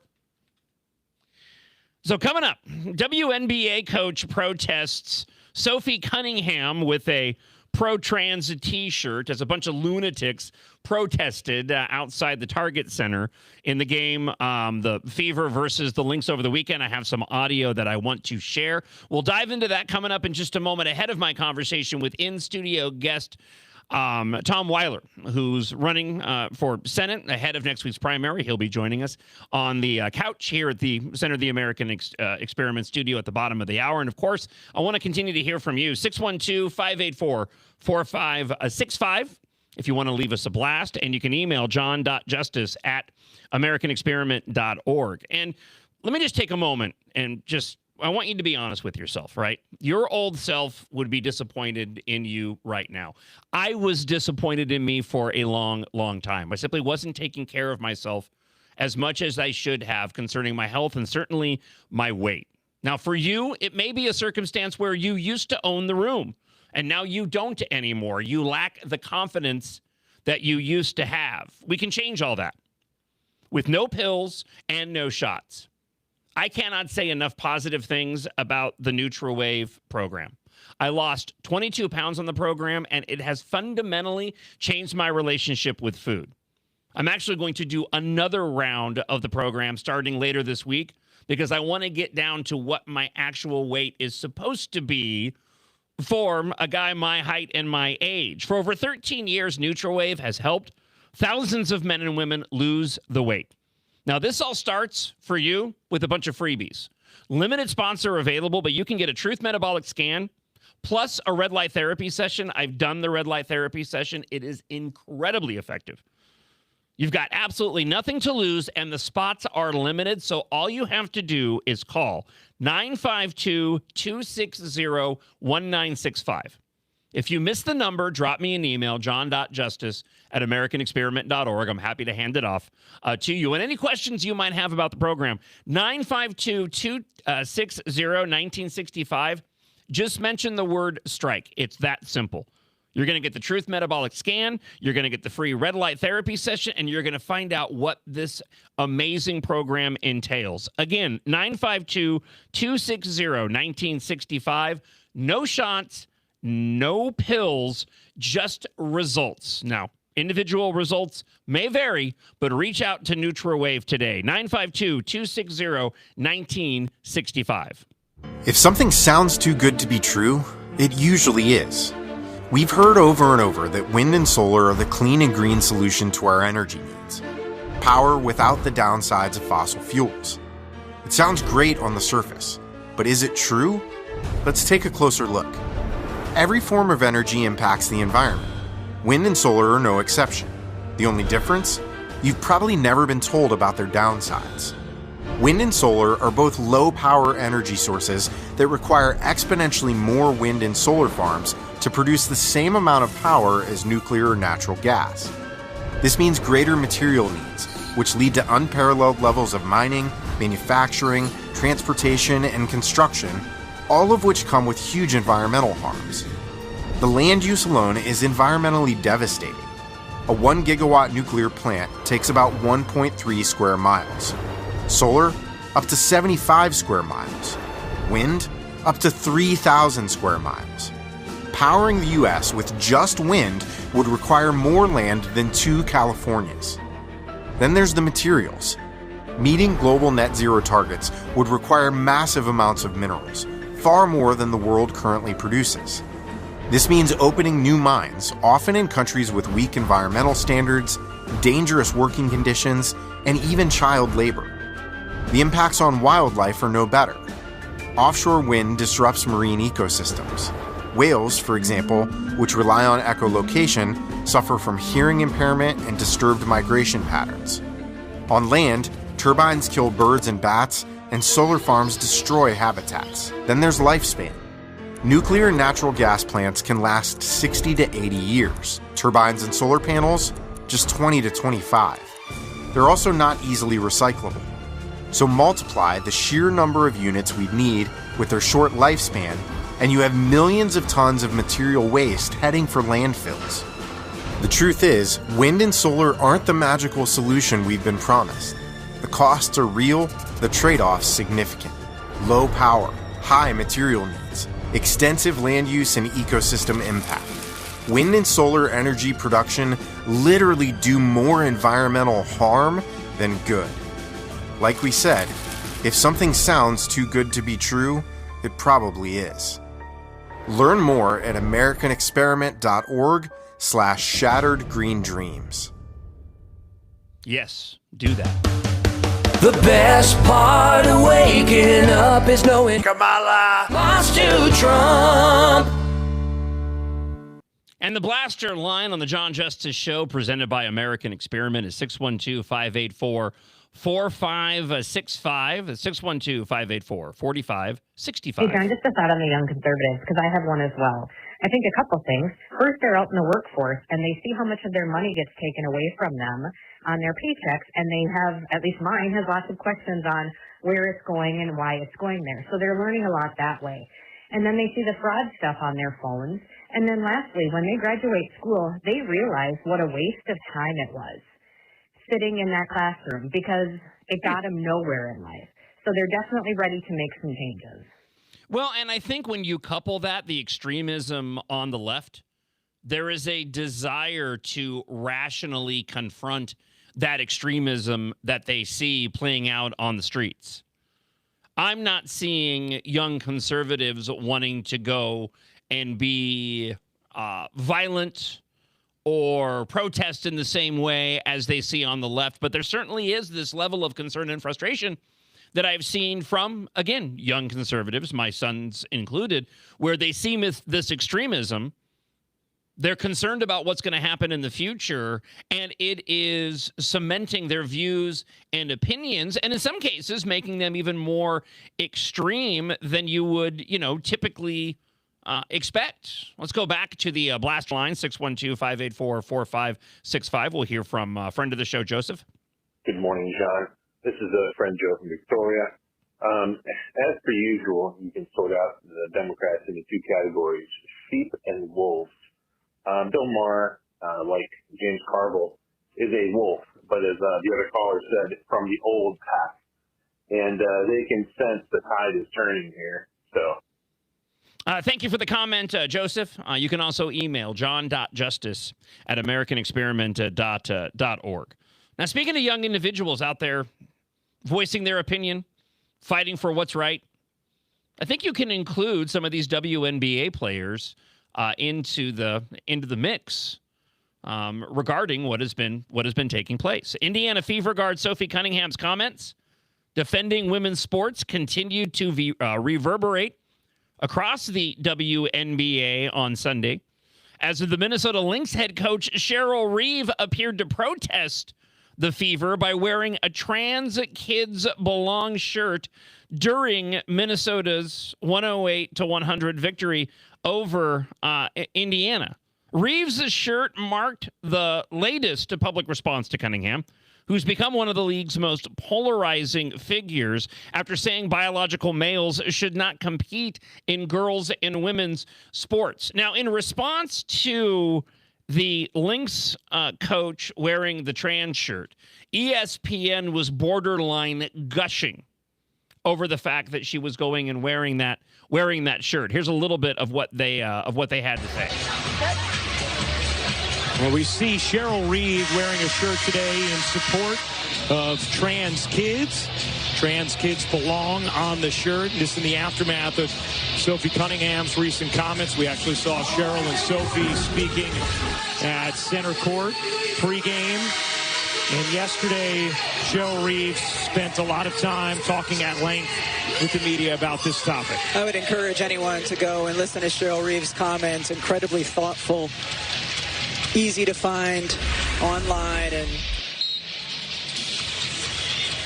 just encourage anyone to go and listen. Oh, but of course, don't go and listen to what Sophie Cunningham had to say, right? Just go and listen to what Cheryl had to say. Is there any... Can you point to another issue where... You probably can, but can you point, though, to another issue that the left is more incorrect about than boys playing in girl sports? That seems to be... That is like the biggest no-brainer. And yet, you have those on the left, including gubernatorial candidate Amy Klobuchar, still refusing to go and support the banning of boys playing in girls' sports. Before tip-off, Cunningham and Reeve met briefly at midcourt in what appeared to be a cordial conversation. Reeve later told reporters the two discussed the responsibility that comes with having large public platforms, but declined to elaborate on specifics. Both of us understand that we have platforms, and we both talked about wanting to, more than anything, to educate. As a matter of fact, I have the clip here. Let me just go ahead and play a bit of the back and forth with the Lynx head coach, Cheryl Reeve, and local media. Before the game, you had a conversation with Sophie Cunningham. I did. If you want to share what you talked Absolutely about, not. feel free. But Absolutely not. more of my question is just how important is it to have those like in-person conversations with people that I think it's have great. different views. I think it's great. I think both of us understand that we have platforms, and, we both talked about, wanting to, more than anything, educate. And there are some things that, we have in common, and maybe some things you differ on, just like any issues. And I think it's how you handle things. And so, it was nice to be in person, for sure. So she's unwilling to go and talk about the conversation that she had with Sophie Cunningham, but she's more than willing to go and extrapolate further, talking to the media. How insulting is it to all of her WNBA players on the links to have their head coach wearing a politically charged shirt like she did? So listen, I don't watch the WNBA. The few times that I've considered watching the WNBA, it was one, Caitlin Clark, because of the controversies surrounding Caitlin Clark, and then two, what has transpired because of Sophie Cunningham. The WNBA is already riddled with all kinds of criticism. Right? There are memes online. I don't know whether or not it's warranted or not. Again, I don't watch the WNBA. But what a ridiculously stupid thing for the Lynx coach to go and do, to take the attention and the focus away from these professional female players and instead turn it over to this issue that the left is absolutely wrong on every level with. The atmosphere inside the Target Center reflected the controversy surrounding Cunningham's remarks. She was loudly booed during the player introductions, and again, nearly every time she touched the ball throughout the afternoon. Keep it classy, Minnesota. Some fans inside the arena also wore shirts displaying the same "Trans Kids Belong" slogan as Reeve. And yet you could not have a rational conversation with any single one of the individuals that were protesting Sophie Cunningham regarding this issue, because there is no justification for it. The tension spilled onto the court during the second quarter when Cunningham absorbed an elbow to the face while defending a Minnesota player. Now, despite appearing to take the contact, officials assessed Cunningham with a defensive foul instead. The ruling prompted confusion from the game's broadcast crew and loud cheers from the home crowd after officials briefly reviewed the play and allowed the call to stand. Good morning, John. It's Victor from Bloomington. The WNBA, they need to just rename it to the LTNBA. It's the Lesbian Trans NBA. Nobody needs to watch it anymore. Caitlin Clark and Sophie Cunningham should go and start their own league that people will actually want to watch, that might have a bit of talent. But otherwise, nobody should watch the WNBA anymore. It's pointless. Obviously, there are individuals that watch the WNBA. Actually, Isaac, do you ever watch the WNBA at all? I have been to a couple WNBA games, but watch is a strong word. Is the quality? I mean, is the quality? Again, I haven't watched any of it. It's not great. It's not great. It's not great. Why is that? That doesn't make sense to me. I mean, because listen, I mean, obviously, this is a really good example of what I was talking about a moment ago, where in this issue of boys playing in girls sports, I think it's exemplified in the physical prowess of male NBA players versus WNBA players. It's not to say that women can't play basketball and some of them can't play well, but there certainly is a marked difference in the quality of play of your female WNBA players versus your male NBA players. But even then, you would think you would be able to get together a solid enough group of female basketball players, or is it just a biological thing? Not that I put you on a spot or anything. No, it's so much of the NBA is played above the rim. Like so much of it, the rebounding, the dunking, the passing, even. You just take away that element, it really does take away a entertainment value. Interesting. And certainly going and focusing on the controversies is... Yeah, it doesn't help. I think unhelpful would probably be the best way to go and describe it, right? Indiana Fever head coach Stephanie White dropped the ball, according to an article from Daily Wire, when pressed on whether biological males belong in women's sports, offering up a classic corporate-style dodge, while her own star player, Sophie Cunningham, continues to throw down pure common sense. Asked point blank about her personal stance on biological men competing in female athletics. White punted faster than an NFL punter on a 4th and long, according to the writing at the Daily Wire. White's soft answer on a hard-hitting issue is irritating, especially when her own locker room features one of the most outspoken defenders of women's sports in the entire league. Here's what she said, though. I don't know that I would say that I'm educated enough from a scientific standpoint. I don't ever believe that exclusion is an answer. I just don't. White hemmed and hawed, falling back on her childhood days of playing with boys because there weren't girls' sports. Now, pressed further on whether she would if she would welcome a biological male onto a WNBA roster, White doubled down on the tap dance. Again, it's like, I don't know. I'm not educated enough in terms of transgender and transitioning to give you a smart answer. I'm sorry. Based off of that, that response alone, like, she doesn't even deserve to be a head coach of a team if you can't even go and take a stance on this. If you want to comment, john.justice@americanexperiment.org. That's Jon, john.justice@americanexperiment.org. You can also get your blaster comments in to 612-584-4565. That's 612-584-4565. We'll get to some of those coming up here on the show. With that, though, I do want to welcome in Senate candidate, and I'll say friend of the show. It's good to see him in person, Tom Weiler. Good morning, Tom. How are we doing this morning, sir? Great, John. How you doing? I'm doing fantastic. Thank you so much for joining the show this morning. And I know we certainly didn't discuss this ahead of time, but I would be curious, sort of, your thoughts. There was protests taking place outside the Target Center of Sophie Cunningham during the Lynx game. The issue of boys playing in girls' sports continues to be a hot button one. Certainly, that's where this all centers around. Any thoughts on these controversies, Tom? A fairly profound thought here. I think girls should play against girls and boys should play against boys. It's very straightforward, and boy, so controversial as well.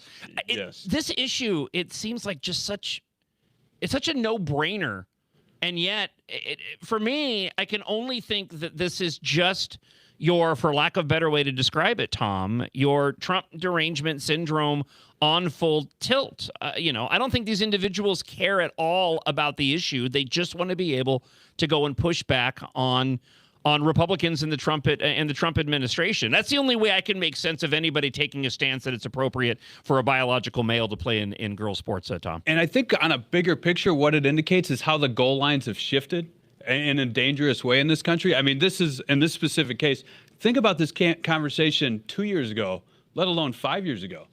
Republicans and Democrats, and I think DSA, if they existed back then, would all look at you 10 years ago and say, what are you talking about? Why would boys play in girls' sports? Yeah. And to me, this is just one indication one issue of many where the goal lines have just shifted so far in the last 2 to 5 years based on this huge swing to the left by the left and the right basically staying where the right's been for a while. And that sliding goal line is something of concern. And I think this is a social issue of concern. But really, I want to keep things in perspective. To me, the biggest issues in Minnesota right now are we got to stop fraud. Yeah. We need to improve the Minnesota economy. And we need to chart a new course for this state and get on track. And that's why I'm running for the United States Senate. Yeah, and we'll be getting into some of that coming up in our conversation. The website, TomWeiler2026.com. That's WEILER, 2026.com. Wrong Track Minnesota. If you head on over to AmericanExperiment.org, you can see the major issues that Minnesotans are facing and the irrefutable issues that Minnesotans are facing. And towards the end of our conversation, I'll let you choose your own adventure as we work through the Wrong Track list. But again, thank you so much for joining us ahead of next week's primary, running for Senate, Tom Weiler. So let's talk a little bit about your campaign. I want to get into the controversies of Farm Fest as well. But crowded Senate race. How are things right now when it comes to your campaign and expectations heading into to next Tuesday, the 11th, primary day? Well, my expectation is to win on next Tuesday, primary day. And I know that would be a shock to the system and shock the world, but folks in Minnesota have done that before, so I intend to do that again. And really, I am feeling really good about our race, mostly because in the last 2 to 3 weeks, I'd say, as I continue to travel the whole state. I've been up north for a while and out west, focused on those areas, and now I'm going to be focused on the southwest and southeast the next week here. Okay. But I've just had a lot of folks come up to me, sort of out of the blue and say, I voted for you already, or I'm excited about your campaign. I saw you on, this radio ad, or I checked out your website. So I think my message is getting out there. My signs have been sort of distributed statewide, and we went with sort of the Southwest approach. One size fits all, so we mass produced one sign and got that out to all corners of the state. And I think we're getting some momentum, and I'm really excited about that. And fundamentally, I think just comes down to, I think I can be the most effective senator for Minnesotans to solve problems in Washington, D.C. and St. Paul to fundamentally improve Minnesotans' lives. And I say that just based on my experience, my understanding of Washington, D.C. and policies, my leadership, and then the problem-solving acumen I developed over 25 years of serving in the submarine force and involved with government and national security sector. And I think my experience is just, to me, will allow me to be an effective senator to really champion the concerns and needs of Minnesotans in Washington, D.C. Well, as always, talking with Tom Weiler of the website TomWeiler2026.com. Thank you for your service, and expand upon that just a little bit. How do you differentiate yourself from the other candidates in your race? I mean, it's a relatively crowded field, and I know that you laid it out a bit there, but further expand upon that. How do you differentiate yourself? Well, first off, I don't say this often, but check out, I think it was last Wednesday's version of the Star Tribune. Not sure if this is going to get on there or not. This is not pre-rehearsed, but right there, I just held up, and it's available on my website. Basically a senator candidate quality and future effectiveness index that may have been produced by my campaign, of course, but really it lists the 16, I think, committees in the United States Senate, and most of your listeners, I'm sure, understand those 16 committees is how your tax dollars are distributed across our federal government. And of those 16 committees, I have professional work experience or relative experience in almost all of those 16 areas of the United States government. Candidates like Michelle Tafoya Peggy Flanagan, Royce White, or Adam Schwarzy, or Angie Craig don't even compare on most of the experience I have. That won't give me all the answers, but to me it makes me effective and sort of dangerous when I get to Washington, D.C. I know enough about the committees and what they're supposed to do. I know they're not doing their job effectively, most profoundly in the fact that the United States Senate has only passed 4 budgets in my lifetime. And I think that ability to understand Washington, D.C. and to identify and solve problems will make me dangerous in the Washington, D.C. area in a good way, to go in there, proactively identify and solve problems, again, to bring it back to Minnesotans, and just fundamentally improve our way of life by ensuring our government provides a more effective and efficient product back to the great Minnesotans. What's your personal motivation for running? It's been a little while since we've talked, and I know we've discussed this before in previous appearances on my show. But for you personally, you've run for office a few times now. What drives you most to serve, Tom Weiler? Well, it's probably the same reason I joined the Navy 25 years ago. I love this country. I love our way of life, and I think it's worth fighting for. I look at my kids and my parents as really my motivation. I look at my kids and I say, this isn't the Minnesota I grew up in. I had a great experience growing up here, and I just don't see that same opportunity and that upbringing available right now unless we change direction in this state. And then I look at my parents. I mean, they're lifelong Minnesotans. They grew up in Morris, Minnesota, out in the West on farms. And my dad served in the Navy, so they traveled around the world a little bit. And then the first chance they had to move back to Minnesota, they did with my brothers and my sister and I, and we grew up in Eden Prairie. And I look at their sort of disappointment and just sort of downtrodden feel of their own home state. And to me, generationally, I look at something that we inherited something, and to me, we're turning over our worst product to our kids. And just like, the parable says, you want to take something and make it better before your time on this earth is done. And really, that's fundamentally my motivation. I think there's a lot to improve in this state. It is a great state, but we can do a lot better. And to me, we have a responsibility, our generation, to leave this state better off than when we found it, and that's what I hope to do. Talking with Senate candidate Tom Weiler, somebody had made a comment recently, and it's funny because I've now seen this in a couple different places outside of Minnesota, which makes me wonder if this individual had pulled this from the other places that I heard it. Be that as it may, it's this mindset that, especially here in Minnesota, you have voters who want to vote for Democrats who end up passing policy like Republicans. And there's some similar data points nationwide wherein it really is exposing how effective the left has become in spreading the propaganda against the conservatives, against Republicans across the board. And yet, when you really drill down the issues, there are a lot of Democrats out there that would like the conservative Republican policies. I mean, I mentioned this earlier when you go back and listen to clips from Biden, Bill and Hillary, Obama on the key issues that we're faced with today. They used to sound like Republicans. So how do you break through that? How do you break through an individual who is convinced that the right is evil and they won't vote for them, and yet it is the policies of those individuals on the right that they may be most in support of, Tom Weiler? Well, I think your question's spot on, and to me that is that shifting goalpost. I mean, it's if you just write down the quotes from President Obama with regards to the border, and take out who said that and quiz the American populace, 85% of those people would say, "Oh, that's a Republican," obviously, making those statements. Right. And that was President Barack Obama talking about immigration. But how I reach out, and what I've really noticed across campaign trail is Minnesotans are a lot less concerned with right or left or independent. They're concerned with what problems are affecting their lives and how can I improve those lives if I'm so honored to be elected as their senator. And that's what I'm focused on. Again, the other big part of my website, TomWeiler2026.com, is basically a list of 9 problems that I've identified on the campaign trail that are sort of the most impactful for Minnesotans, and my 9 solutions. It's that simple. Just check out my website, the 9 problems, 9 solutions. And again, these are mostly conservative solutions because I'm a conservative. And to your point, I think our conservative policies are more effective. And a lot of Minnesotans will read that list and say, you know what, I agree with a lot of your solutions, and even if I don't agree with each one, I respect the fact that you're presenting solutions. You see the TV ads right now by all the other candidates, and it's all just negativity and throwing mud back and forth, and no one's talking about a solution.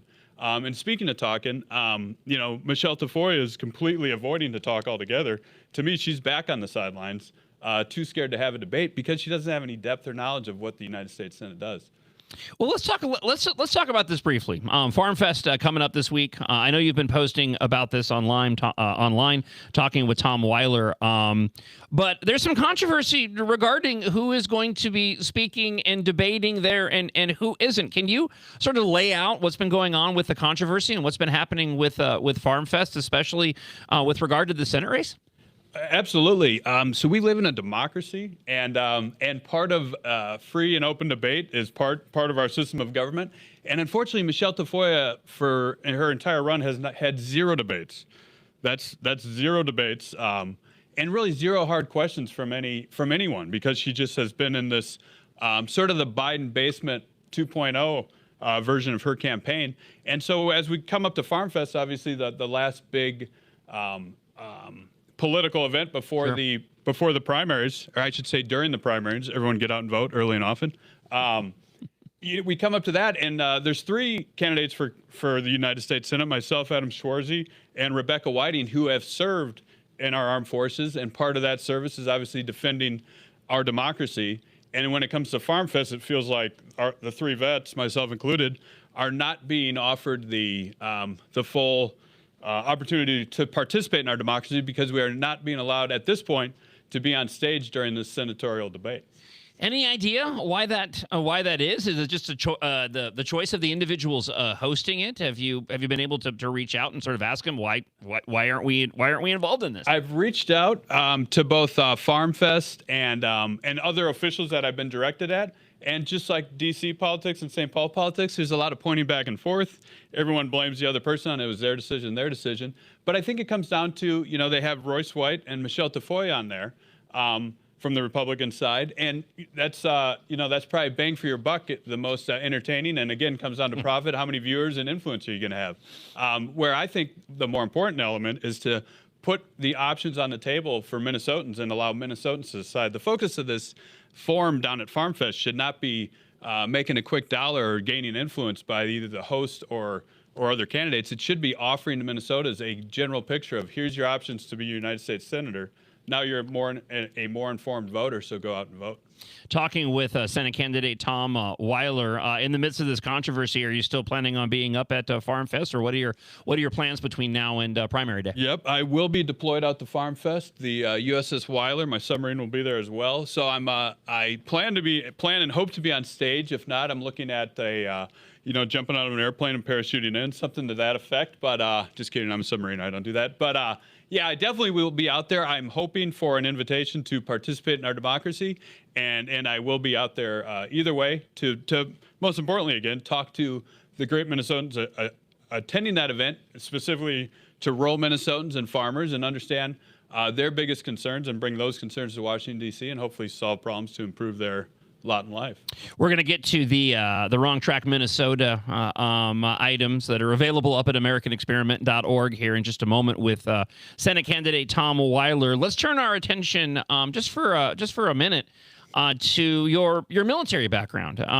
Two different things. I want to ask you about this.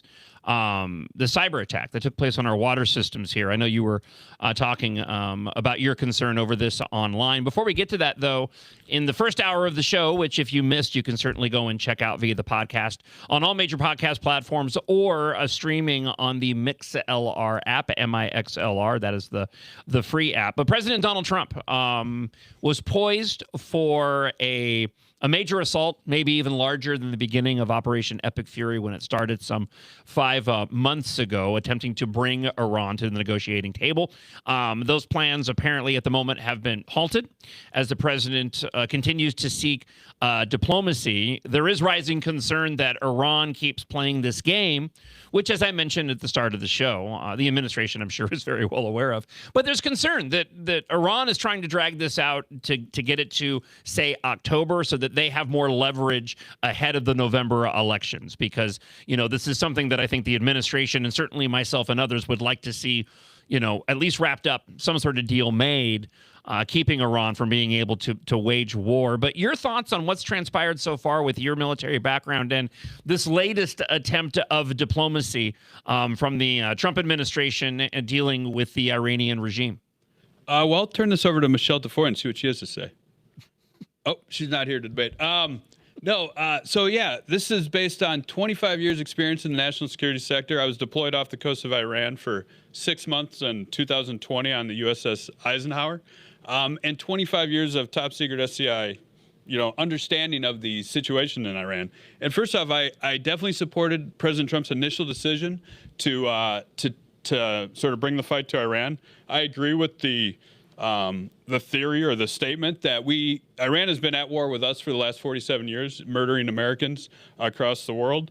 And I think if you put it into the context of the Iraq war and the deck of cards there that, had 52 of their leaders that took America, billions of dollars and much more costly, thousands of American lives to sort of track down that Iraqi leadership when we went in. We had an opportunity to take down, say, 30 of their leaders with one strike. So I think that was definitely the right move.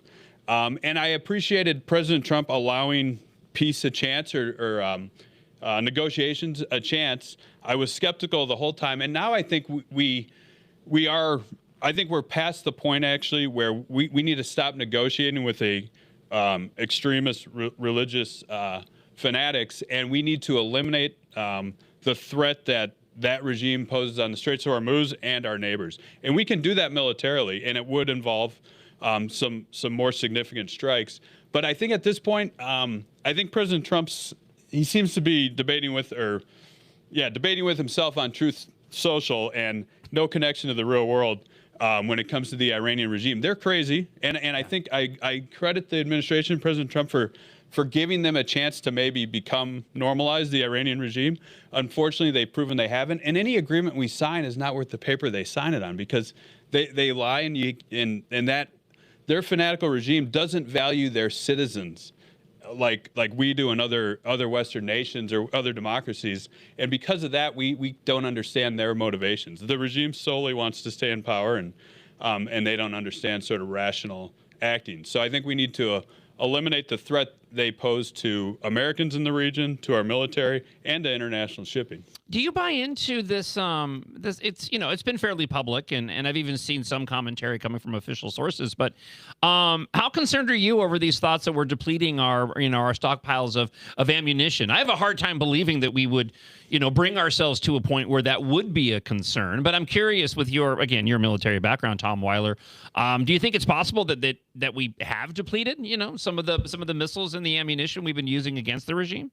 We have definitely depleted that. We do have the capability to replenish, and that does take time and money. But I think it comes down to priorities, and I think it was the right priority to make this the initial attack. And now I think we need to sort of complete the military operation to eliminate Iran's threat to the region and the world. And to me, we need sort of, I'll dare say the word qualified, or folks in the Senate and the House who understand the priorities of our national security. And this was a worthwhile endeavor. And now we do need to restock our supplies. By no means are we, looking at magazines and we're all empty and we're saying, well, if China does anything against Taiwan, we don't.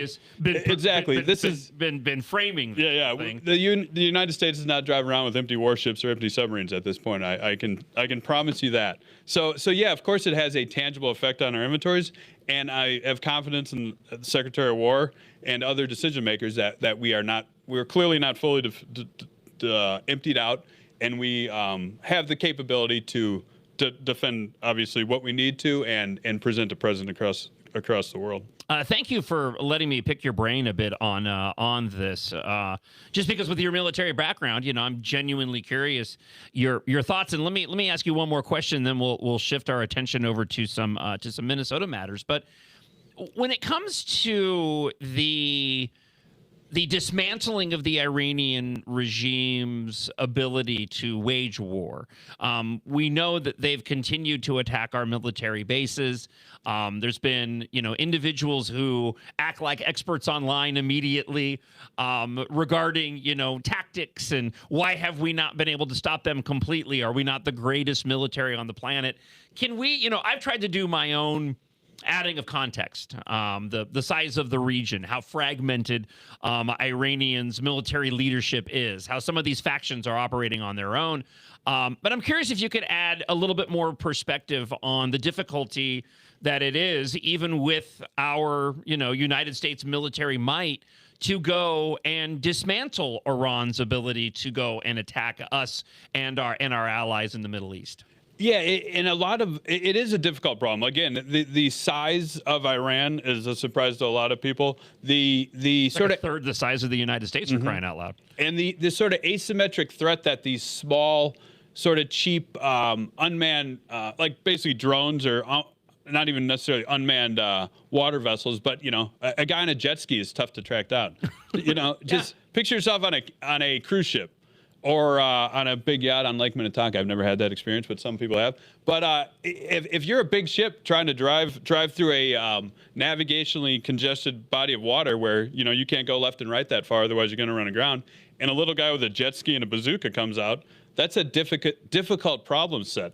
By no means is that guy with a jet ski going to take over the Straits of Hormuz, but he could wreak havoc on that one ship. So you take that and multiply it by 1 million, and that's the Iranian coastline. With that said, we do have the capability to completely eliminate the threat, but of course, President Trump and Secretary of War and all the military leaders are not. We're trying to minimize the damage first off, minimize the risk to American service members and our American citizens in the region and our allies, and also minimize the risk to Iranian citizens themselves. And we don't want to absolutely destroy their country's infrastructure to leave the Iranian people in a horrendous state once this military conflict's over. So what makes the United States military job more difficult is, one, the threat, the size of the area, and also trying to minimize the impacts of our strikes with only eliminating their military capability and not harming sort of the not harming the overall Iranian population. Who knows what the real numbers are, but what I've heard is between 70 and 85% of the Iranian people want absolutely nothing to do with their regime. You know, they're sitting in their basements or in their living rooms clapping every time they hear an American war jet fly over and try to eliminate the regime. So, and that's the struggle. We want to leave them, a country that they can go and hopefully bring about a level of freedom, in their own way over there. And John, oops, sorry. Yeah, just go real right quick on. Go right ahead. Trying to jump in here and take over your gig here, but bringing Minnesota and Iran together, clearly the water attacks. Yeah. And honestly, I was disappointed by both President Trump's comments and Governor Walz's comments, and because they both they both minimize the aspect of our American service members over there fighting the war.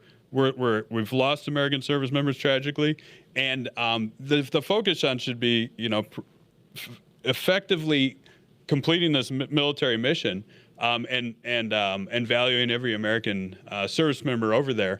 And this back and forth about Iran didn't attack Minnesota water supply, or they did. What concerns me as a Minnesotan is the fact that Iran, if they did indeed, or if they are indeed behind these attacks, they've demonstrated a capability, which is to affect our water systems.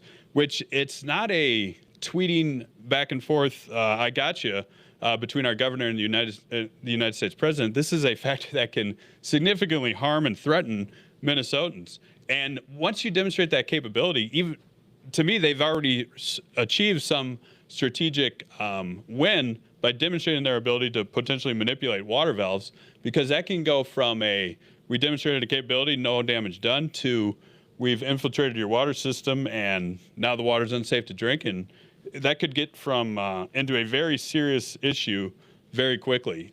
So we need to take strong measures to, one, protect Minnesota water supply and our entire critical infrastructure system from Iranian and all cyber attacks. Yeah, what Tom Weiler was mentioning, I'll share the audio again. You had Governor Walz posted in response to Trump's comments saying that the president can't win the war against Iran, which I just find to be a slap in the face to our brave men and women. But President Donald Trump, when asked about it over the weekend, had this. Thank you very much, everybody. Thank you. Can you rule out that Iran is behind the water attacks? Can you rule out that Iran is behind that cyber attack? I don't.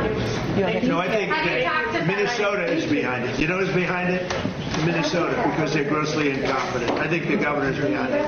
I don't think there was an Iranian cyber attack. I think that Minnesota ought to get its act together. It's one of the worst run states. JD will tell you. He found tremendous corruption in Minnesota. Yes, sir. And by the way, just gave me a report. Massive future things having to do with corruption in Minnesota are happening right now. Thank you.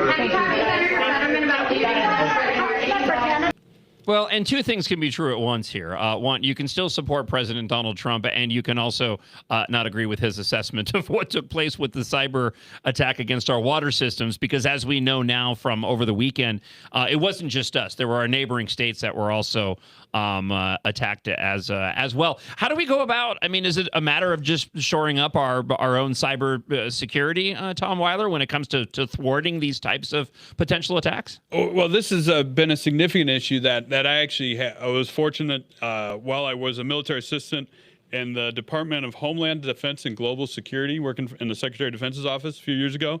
This falls under critical infrastructure, which is our water systems, our electrical system, our nuclear power plants, both underwater, on land, and in space. And this has been a focus of the DoD and our national security writ large for a long time.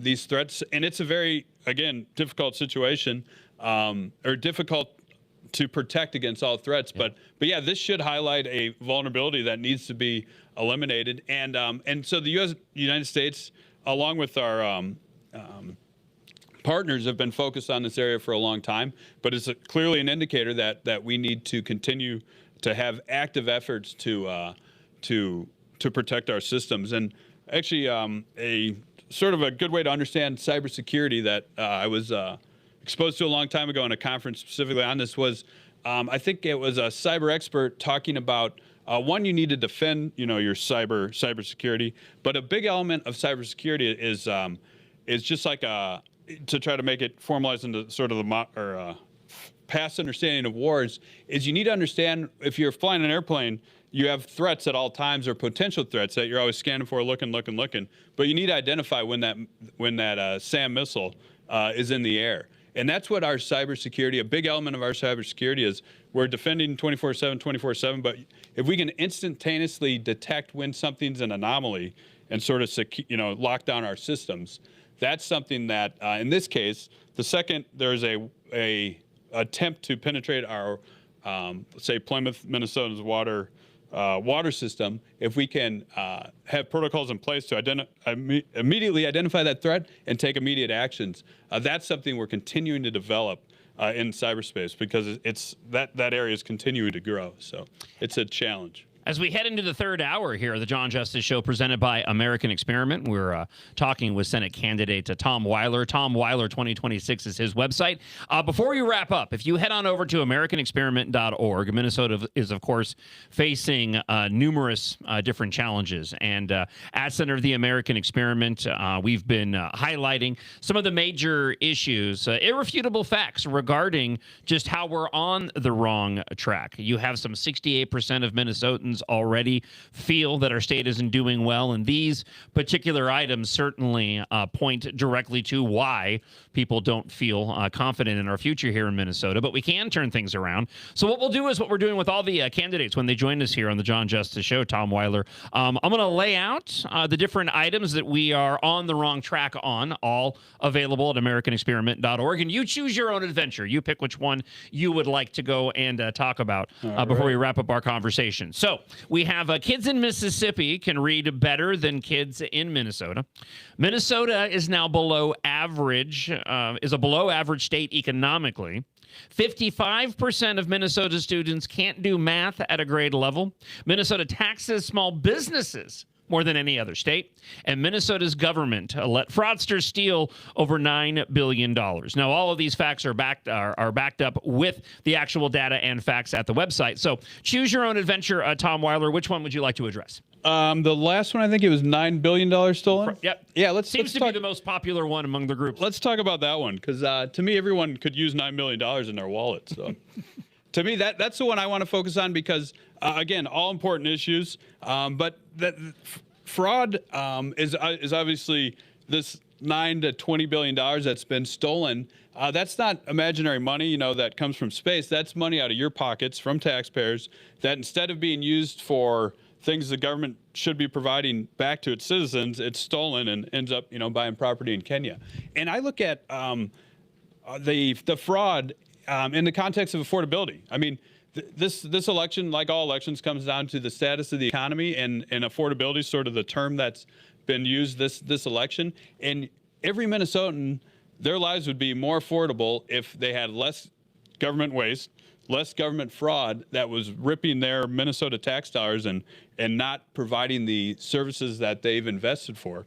And again, that also leads to the other aspect of that, which is developing an economy in Minnesota specifically that does value entrepreneurship, small businesses, and to do that, we clearly need to lower our taxes to be competitive with our neighbors.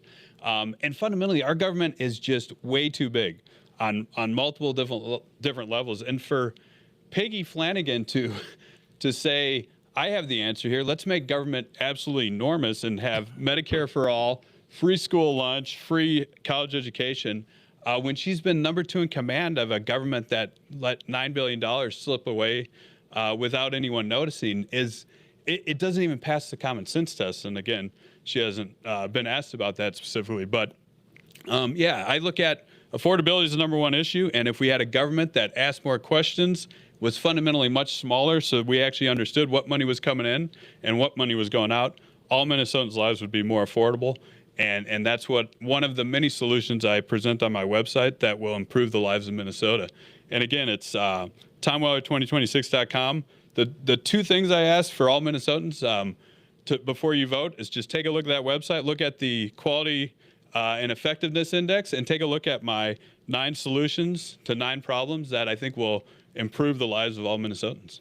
Tom Weiler, really enjoyed the conversation. Thank you so much for the time this morning. Safe travels. Enjoy your time at Farm Fest. And I'm sure you're going to be busy between now and next Tuesday, but it was great to have you here in the Center of the American Experiment Studios this morning. Thank you. And for all Minnesotans, get out there and vote today or no later than the 11th of August. And like I say, vote early and often, meaning vote in the primary for Tom Weiler and then vote November 3rd.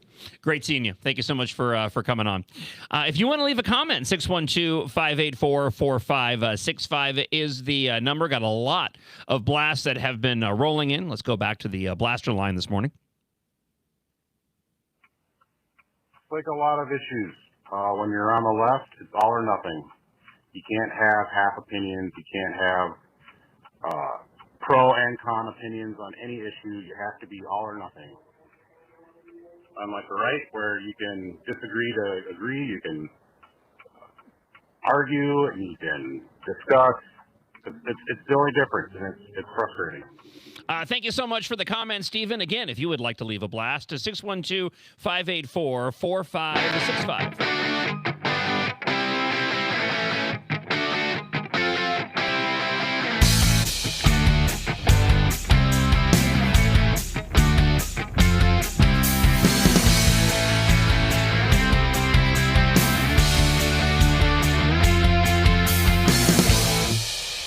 And we'll officially welcome in hour 3 of the show. If you miss any portion of the John Justice Show presented by American Experiment, you can always check out the podcast available on all major podcast platforms. Also, if you're listening on the MixLR app, you can also check out the podcast there as well. They're available right there directly inside the app. And remember, you can watch the show via YouTube and Facebook at Center of the American Experiment. Also, my personal pages, John Justice, and you can typically watch on X as well. But did I hear correctly? We lost the X stream this morning there, Isaac. We did. It randomly dropped out on us. What did you do?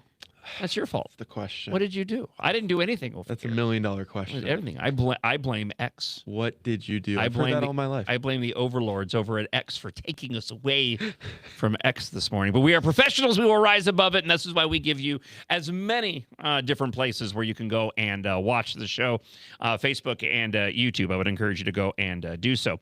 As I mentioned earlier, we have a very busy week ahead of us. I want to give you a little bit of a preview.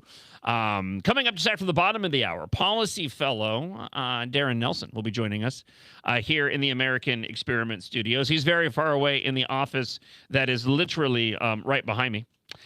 He'll be joining us in studio. We're going to talk about a couple of different energy issues, specifically a piece that he has up now at americanexperiment.org, the good, the bad, and the ugly, the 2026 energy policy platforms of the DFL and the GOP. And Darren will break down the good, the bad, and the ugly of those policies, certainly on the minds of voters heading into next week's election. Tomorrow on the show, just as a bit of a preview, David Gartensteiner-Ross, we're going to talk AI with David. Tax guru Dan Pilla will be joining us in the 7 o'clock hour. We have a social media influencer that we'll introduce you to a little bit later on in the week. Becca Thompson. Kendall Qualls, gubernatorial candidate, will be in studio Thursday this week. And, of course, Friday, our Freedom Friday show with all of our guests on a Freedom Friday. If you missed this past official new launch of the John Justice Show presented by American Experiment, Freedom Friday, like I mentioned, check that out via the podcast on whatever podcast platform you use to listen to your podcasts. Speaking of the elections, let's go here briefly. Gubernatorial candidate Mike Lindell is now facing a legal challenge for giving away My Pillows with campaign literature at parades. I'm going to continue to say it. It was such a mistake he didn't go with the My Governor campaign. It would have been an act of sheer brilliance. You do the font like the My Pillow font. I was wearing my slippers this morning when I was prepping for the show. Just the My Governor was such a given. It was right there. I know. Right there for the taking. And it fits him perfectly. Instead, we get amnesty plans. Next time. And anyways, yeah, right. Next time. Next time. An administrative law judge found evidence of a violation of Minnesota campaign finance law, as the pillows have a monetary value and were distributed to influence voters. A probable cause hearing is scheduled to hear from both Lindell and the complainant, who is upset by this. The complainant alleges that respondent directly distributed pillows marked Mike Lindell for governor from a parade float decorated with signs that said the same. You know, I wonder if people were paying close enough attention, how many other complaints could be made about, like, all the candidates, regardless of race, who do something similar. Just saying. A document from the Minnesota administrative law judge revealed that the complaint further alleges the pillows have a monetary value of $34.95. Taking the allegations in the complaint as true as required at this stage, the complainant sets forth a violation of state law. Now, when 5 Eyewitness News first reported questions about the pillow giveaways after a parade in Foley, Minnesota in June, Lindell said that he sought an opinion from the Minnesota Campaign Finance and Public Disclosure Board and was told that it was okay, that he could indeed give away his pillows so that voters could go and rest their weary heads on them, regardless of whether or not they were voting for him. He said in June, these aren't full-size pillows. So they're not full-size ones. They're little pillows, just like you gave away a hat or a shirt or anything. Our literature is inside it. He followed all the guidelines to a T. Okay, so that makes sense to me. And this goes back to my previous comment a moment ago about how I wonder, under this potential complaint, how many other campaigns could also be hit with a complaint along a similar fashion. Because I'm kind of with him on this. If these were like mini pillows that really you could rest your ear on, but not much else, right? I mean, although at $34.95, that is a pricey mini pillow.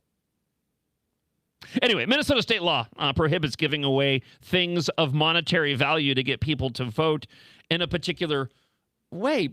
Isn't everything comes with a cost? I'm sure there's specificity in the law, but again, let's be clear here. He's getting grief because he's Mike Lindell. That's the reason why.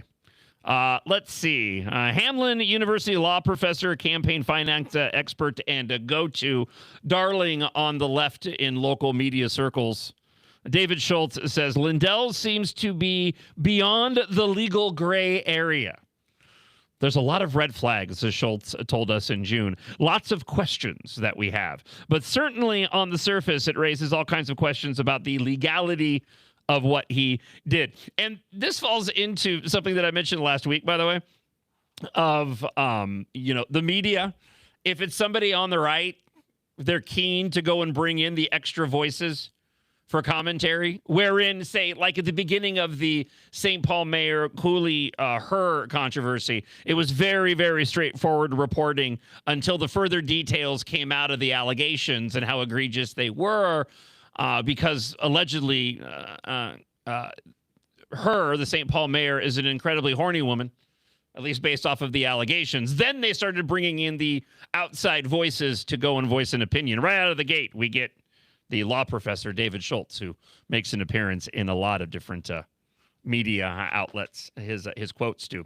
One more, and then we'll actually switch over to an update of the St. Paul mayor. But Mike Lindell, the gubernatorial candidate, was speaking recently with Channel 5, KSTP, and made this comment regarding his amnesty plan and illegal aliens.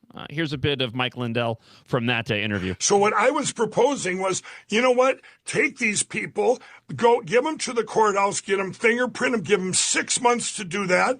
And then at the end of the 6 months, these employers could never employ illegals that didn't have that card, which they already have. It was trying to solve a problem here in Minnesota. It wasn't an amnesty, but I will tell you this. Now that this is all blown up, I realized I couldn't do that anyway, to have them come in and get fingerprinted in 6 months, because then I would be doing the same thing as our current government's doing with Waltz and them, protecting illegals and giving them these cards to vote in our elections and drive on our streets. Yeah. So that controversy has kind of died down. I would argue, though, that whatever damage was done because of this amnesty plan is already done, as people are heading to the polls already ahead of next week's official primary day. Yeah. All right, here's a quick update on Shiloh Hendricks, convicted of disorderly conduct for shouting racial slurs at a child and a man in a viral video. Shiloh Hendricks is appealing her conviction, much like we predicted last week.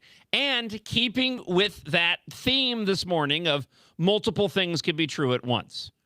You don't have to think that Shiloh Hendricks is a good person. You don't have to agree with the language that she used, but you can still go and support her right to free speech. Hendricks claims that the case is about free speech, while the NAACP and the Rochester City Attorney's Office emphasized the harm caused by her actions and the importance of the conviction.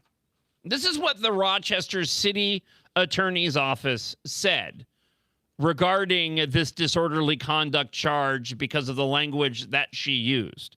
The state acknowledges what has made this incident so painful for many in our community and beyond. Ms. Hendricks fully admitted to her hateful and racist conduct toward a child with a disability and others, and she has profited all of those things. Her profiting from this, setting up a GoFundMe regarding it, it's completely irrelevant to her making comments, whether you like them or not, in public. She can say what she wants. Sticks and stones, people. In the time of the following the incident, conversations and community-driven activities began unfolding across many different spaces, reflecting both immediate responses and long-term needs. This work continues today and remains an important part of supporting the community reconciliation and progress. Listen, under the guise of which the Rochester City Attorney moved forward on these charges, I mean, how many other individuals could move forward on hate charges on any number of things that are said in the public sphere on a daily basis? For crying out loud, I had a guy a couple of weeks ago as I was getting on the freeway to come to work here at American Experiment who was riding my tail. I moved out of the way. Apparently, I did something egregious to him, and he was telling me I'm number one as he went driving by.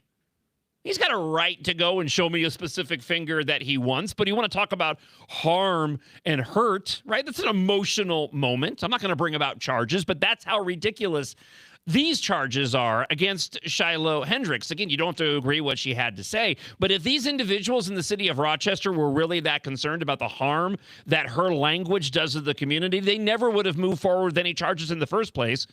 They would have let this whole thing die out after the video was posted and moved on with life. The argument here is that with these charges, all you've done is continue to spread the word about what she said and her hateful rhetoric, which could continue to go and cause harm in the community. But it underscores the fact that the individuals in charge with charging Shiloh Hendricks do not care about any harm to the community. No, they're more interested in spreading the false narrative of systemic racism in the country. Shiloh Hendricks did her part to help them go and spread that narrative. But make no mistake, this, like so much of what the left goes and does, has nothing to do with what they actually say this issue was about. They want to be able to establish a baseline to go after essentially conservatives and Republicans over any number of things that an individual on the left may choose to decide for themselves is offensive. Again, I don't like what she said. I think it's a horrible thing to say to anybody, child or otherwise. And I don't think that she necessarily is a very good person, but she has her right to free speech. And that's what's being trampled on. And I do hope that regardless of my views of her and what she said, she does go and win this appeal. All right, coming up, St. Paul City Council members weigh in on Mayor Herr's sexual harassment investigation. Also, a businessman is donating $29 million to help Minnesotans pay for rent after the ice surge. And I'm going to give you a recent example of just exactly who this business person is essentially going and defending by offering up these millions of dollars. An arrest was made by of an illegal alien from over the weekend in St. Paul, and I'll give you details on that coming up in just a moment here on the John Justice Show, presented by American Experiment. So listen, if you're like me, you've probably been through wanting to take care of yourself. Clothes aren't fitting as well as they used to before. You go on a diet, you lose the weight, and it all comes back, right? And more. You lose a few pounds, and it all comes back and more. If that's been your life, I got the program that can absolutely get you on the right track. It's the program that I went with that helped me lose 22 pounds that I'm actually going to do another round on coming up very soon so that I can meet the weight that I'm supposed to have for a guy my age and my height. It's NutraWave, and it's built just for you. The yo-yo dieting, it stops today. You see, NutraWave turns on the fat burning and it reignites your energy. It's all natural. There's no pills. There's no shots. No excuses. The program is so effective, it becomes encouraging as you're on it to stick with it. And just through the course of the program, you end up fundamentally changing your relationship with food for the better. I feel better than I have in literally decades.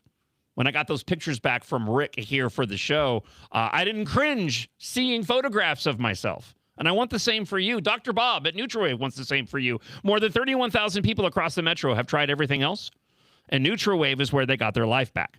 Now, they are taking a limited number of individuals, and what you want to do is you want to call 952-260-1965.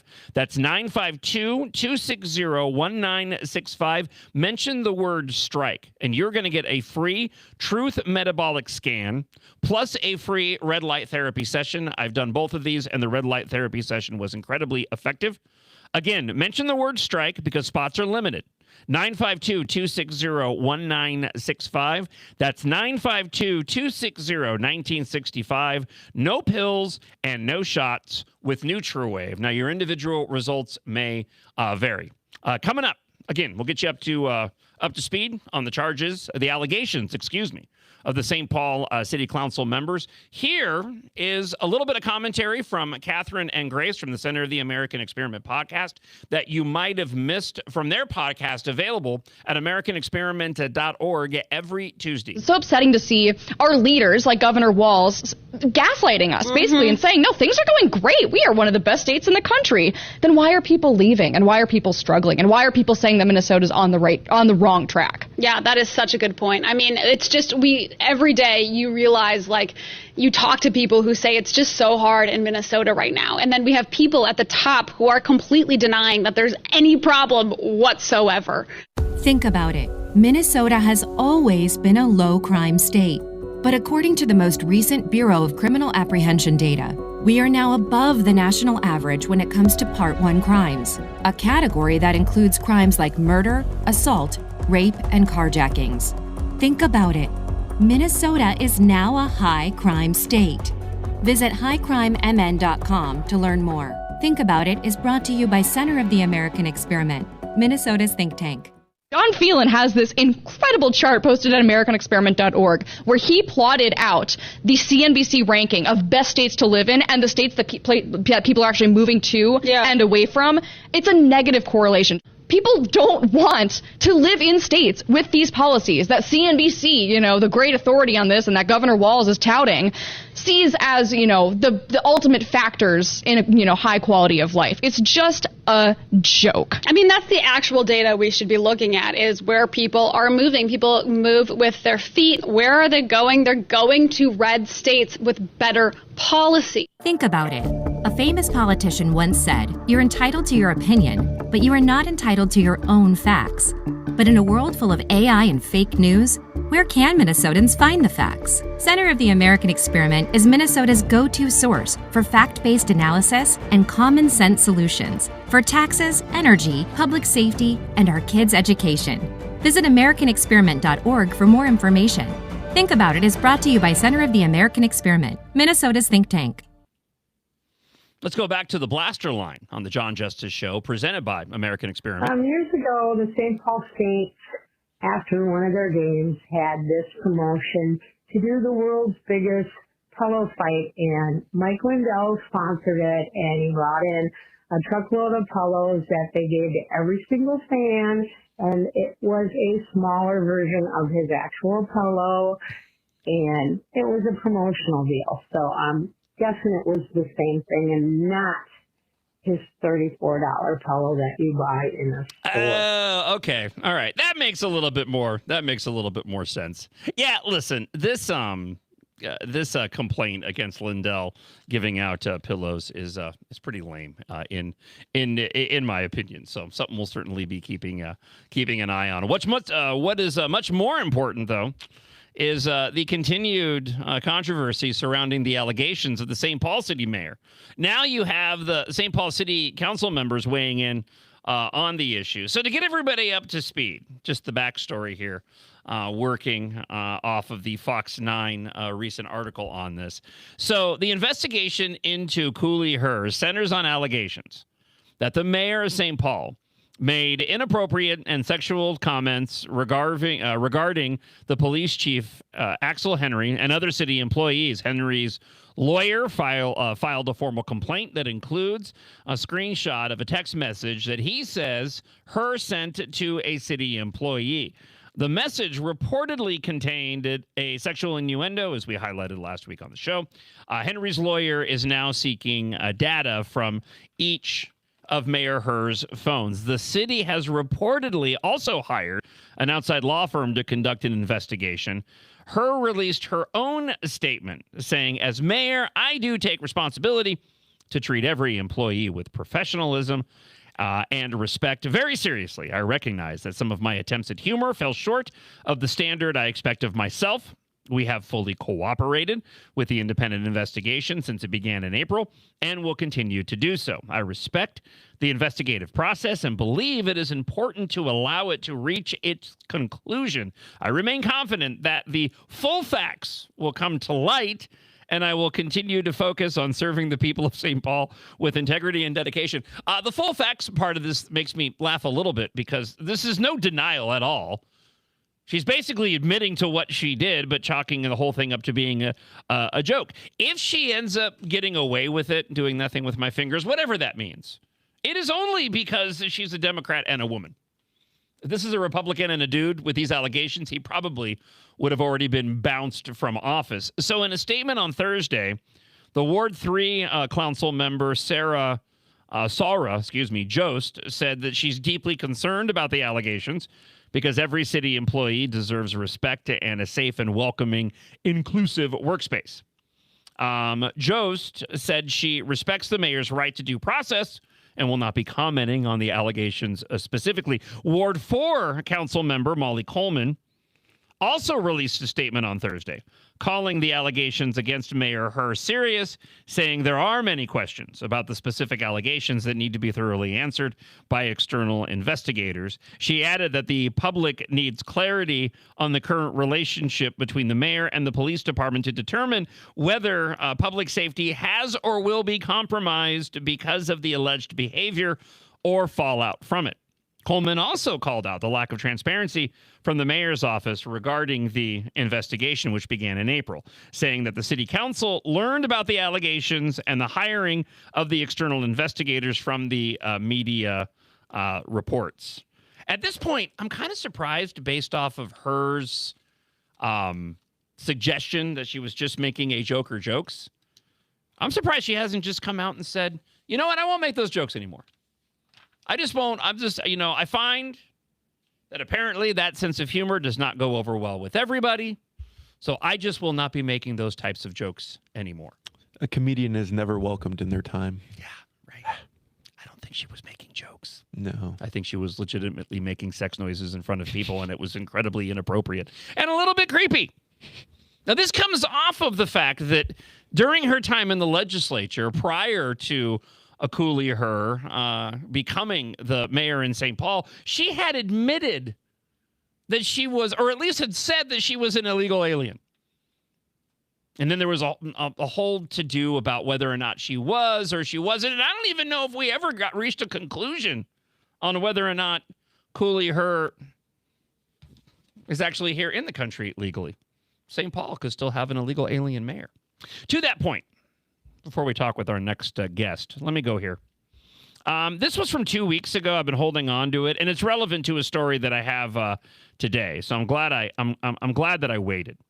A Twin Cities biotech entrepreneur has given away nearly twice the amount of money he had pledged to donate to help Minnesotans pay their rent after the federal immigration crackdown left families struggling to afford bills. Let me say up front, I'm glad this is a private donation and not taxpayer dollars. This businessman, this biotech entrepreneur, John Wilson, has donated to community groups and churches in the city of Minneapolis to help families affected by Operation Metro Surge. He says, listen, if this is what he wants to go and do with his money, then he can go do this with his money. I don't think that it's money well spent. Be that as it may, if this guy wants to give away $29 million to help continue to perpetuate false narratives regarding ICE and what they did, and to support those that are here in the country illegally, then you know what, dude? Whatever floats your boat. He expects to donate, on top of the $29 million, another $5 million or more for the effort. So 5 months after the surge of federal agents receded, according to the article from Dino Winter in the Star Tribune, he and others who work with immigrant families say the need for financial assistance is still great for many Minnesotans affected by the 12-week operation of Metro Surge. The scope of need may just be coming into view now, according to the article. Wilson said people were reluctant to ask for help because they are eager to become self-sufficient. I don't know what would have happened in the absence of the amount of money we put in, but I have to believe that it would have been bad for landlords, he said, who know where these families would have gone. Wilson's company is a cell and gene therapy leader, apparently valued at $1 billion. So 29 million, or what'll be 34 million, maybe kind of a drop in the bucket for this dude. Pocket change.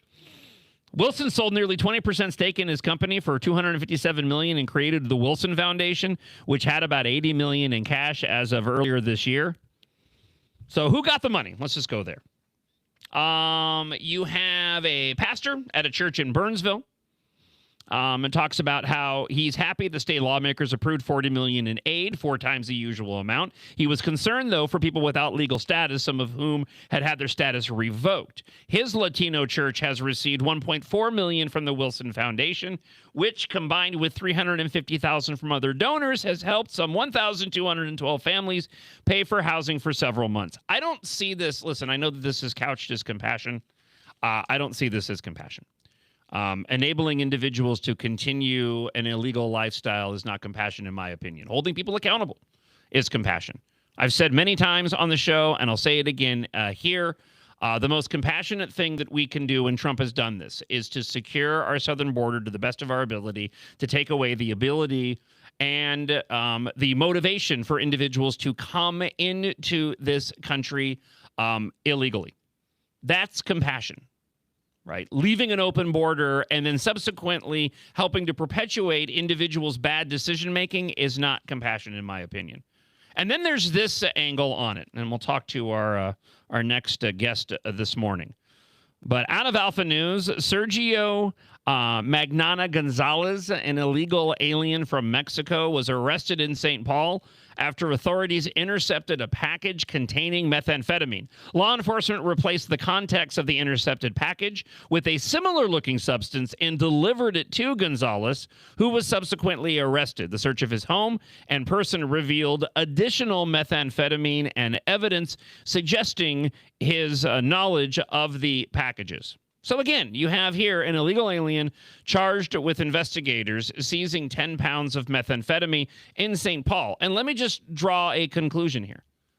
Okay, what if this particular individual was one of the recipients of the charity of this businessman? Did this businessman think about that for a moment?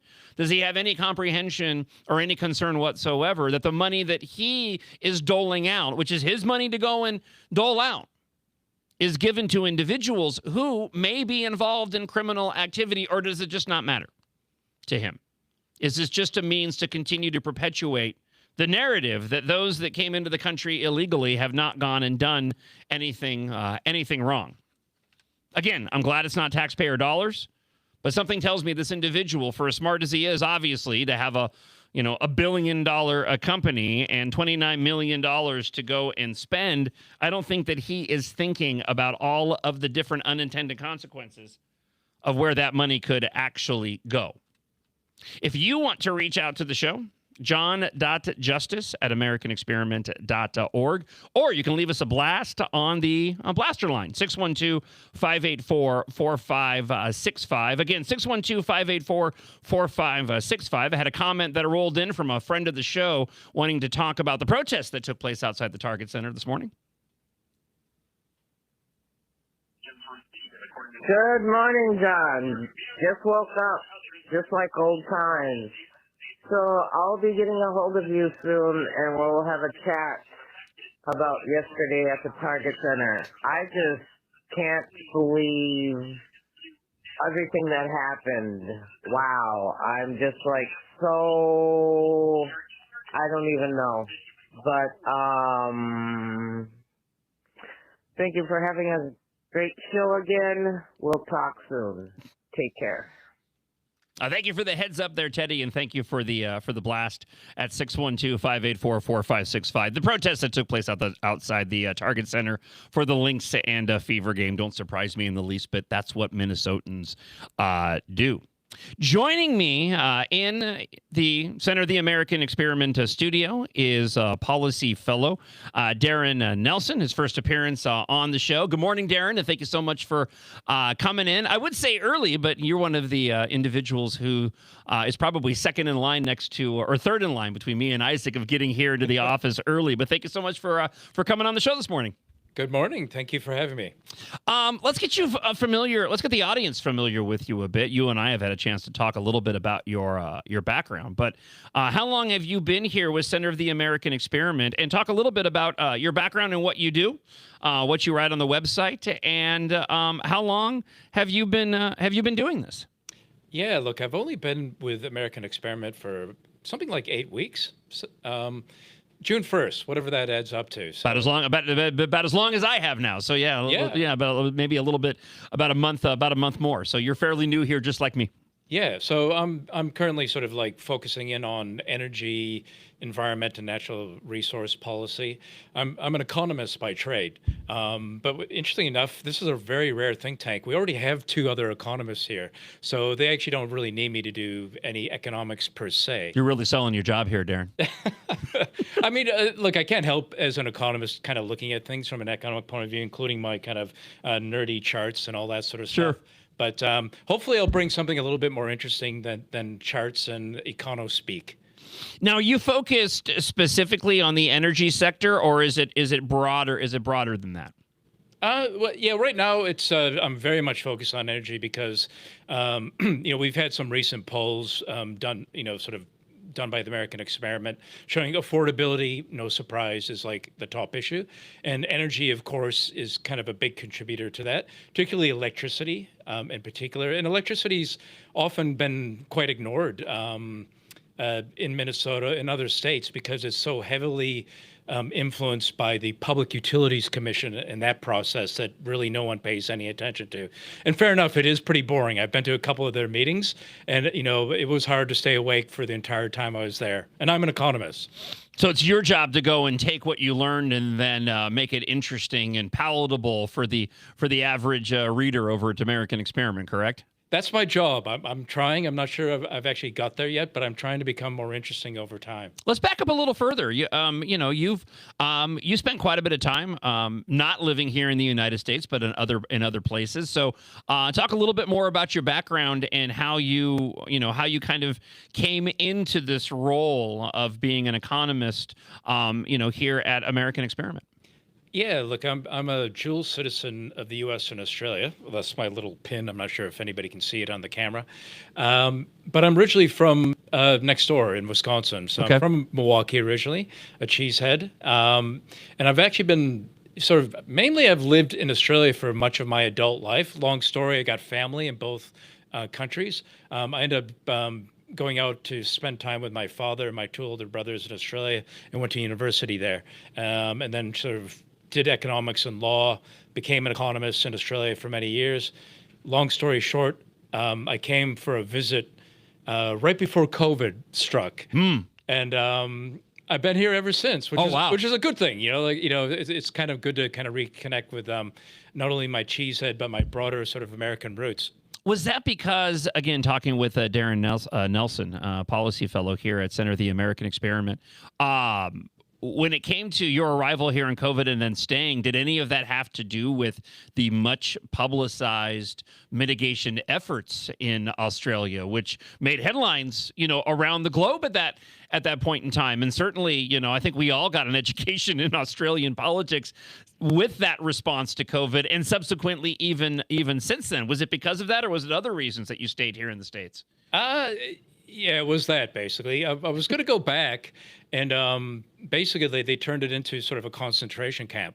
Were you surprised by that? I mean, based off of the policy there that you had seen, did that come as a shock to you? Yeah, it came as a huge. In fact, I mean, what America was doing was shocking enough. Sure. That shocked me. And then when I looked at what was happening in Australia, and obviously keep in touch with family and friends over there, including some people had end up in those COVID hotels, which is like they would stick you in a hotel if you came back into the country for 3 weeks. With armed guards and food put underneath the door and that sort of stuff. It was, outrageous. Because Australia, when I first kind of moved there, was like literally the least politically correct, least woke, maybe second only to the U.S. as being the least socialist sort of place. And it just, it surprised me what happened in Australia. Why did, I imagine that it was much like here in the U.S., of sort of, we're dealing with the unknown with the pandemic, and we'll talk energy, but this aspect. No, that's fine. This is good. We can always talk energy in the future. Is fascinating to me. What did you hear from people, back in Australia at the time? Were they in support of this? Because I think what happened here in the U.S. was you had, even myself included, and I've learned my lesson, and I've said many times on the show that my take on the mitigation efforts for COVID at the onset were completely off. I never should have trusted the federal government. And, here I was thinking that we were doing the right thing. And I was very naive at the time. And I learned a very valuable lesson on that front. But I'm curious, were those that you were talking to back in Australia, I mean, were they on board with this and then it went too far? I'm just curious your perspective. Well, just a quick one before I answer that one is I was never on board. So my kind of I consider myself a Christian conservative nowadays, but I was, a new Christian back then. I was still libertarian. So one good thing about libertarians, they're very skeptical of anything government does. Sure. At any level, particularly the federal level. And I have the articles to prove it, sort of like I wrote some stuff that was published on my skepticism about this being, the sort of the masks and all the rest, and people forgetting that there's such a thing as natural immunity and all that. So in Australia, I think as here, and I have friends in Canada and the UK, basically in New Zealand. So throughout the English-speaking world, I got friends. I've worked in all of these countries, and the camps are the same. It's basically the urban elites who tend to be left-wing. We're right on board with all these policies, these kind of essentially fascist policies in a nutshell. And everybody on the right in all these countries were immediately skeptical, although like you and a lot of my friends, we were a little bit naive at first, like, oh, okay, maybe we should do this. 2 weeks to slow the spread. Something. Doesn't sound so bad, you know? Something like that. Get our arms around it kind of thing. And I'm just repeating what I said at the time, for crying out loud. And actually, I was in Milwaukee at the time, and actually, they only shut stuff down for like a week. And it was mainly like restaurants, cafes, stuff, just kind of shut down. Not everything, not grocery stores, thankfully, shut down just to kind of like space things out, all that. And thankfully, they all kind of reopened within a week or two in Milwaukee. So basically what on COVID and pretty much everything else, it's the same cohorts. It's kind of these, urban inner city elites, and sadly the kind of welfare poor who just kind of go along with these people. And it's the same in Australia, the same in the US, etc. Yeah, I was just going to say. I mean, that sounds like what we're dealing with here. What's been the most surprising aspect of Minnesota's economy, specifically? Or it has anything about Minnesota's economy that surprised you at all when you've been doing your analysis and write-ups at AmericanExperiment.org? Look, I think kind of two things: economy and culture. Like culturally, and in the economy, and they interact a fair bit. It's like a little piece of the West Coast shoved in the Midwest. I know, like Illinois and Chicago is deep blue, but Chicago's like old school, largely, kind of the old corrupt version of the Democrat Party. You can buy them off. They're not as quickly to embrace woke. The Twin Cities is just like, and this reflects in the electricity policies as well. Like Minnesota embraced the renewable stuff before pretty much most of the blue states did, except for California, Oregon, and Washington. So so culturally and economically, they're always looking there for their bad ideas. It's amazing to me how susceptible people are to those bad ideas, which is why it's important to get the truth, out to individuals. I mean, when we talk about those items on the Wrong Track Minnesota that are available there at the website at AmericanExperiment.org that I'm asking, every candidate when they come on to sort of pick which one they want to talk about. I think so far every single one of them has chosen fraud. So I think I need to stop giving them the option. I need to start specifically going and pointing to other ones. But Democrats have done such a really good job of vilifying and demonizing the right that immediately when you have good sound policy, if an individual goes and hears that it came from somebody who is a conservative or Republican, they just shut it down and dismiss it. And I think it's a big reason why we've been on the wrong track here in Minnesota. Hopefully we can turn that around. Hopefully people will be open to some better, more sound ideas and be willing to put away the party politics. But again, this is me being probably overly optimistic on that front. But with that, you have a piece available now at AmericanExperiment.org, The Good, the Bad, and the Ugly, the 2026 energy policy platforms of the DFL and the GOP. So let's talk a little bit about this. Yeah. So let's talk about the good. And you sort of right up front, you talk about the GOP's 2026 official party platform, promote to economic prosperity, and then you get into a quote. We support the repeal of all carbon-free electrical mandates and any other renewable energy mandates enacted by the Minnesota legislature. What's your approach on this? I mean, I'm assuming you're trying to keep an open mind on these policies and you're calling them for what they are. Sure. But you're in support of what the GOP wants to do moving forward, as opposed to, which we'll get into, the DFL's plan. But what is it about the GOP's platform here that appeals most to you, Darren Nelson? Well, look, I'm a free market economist. So, as if you like transition, that's a terrible word nowadays, isn't it?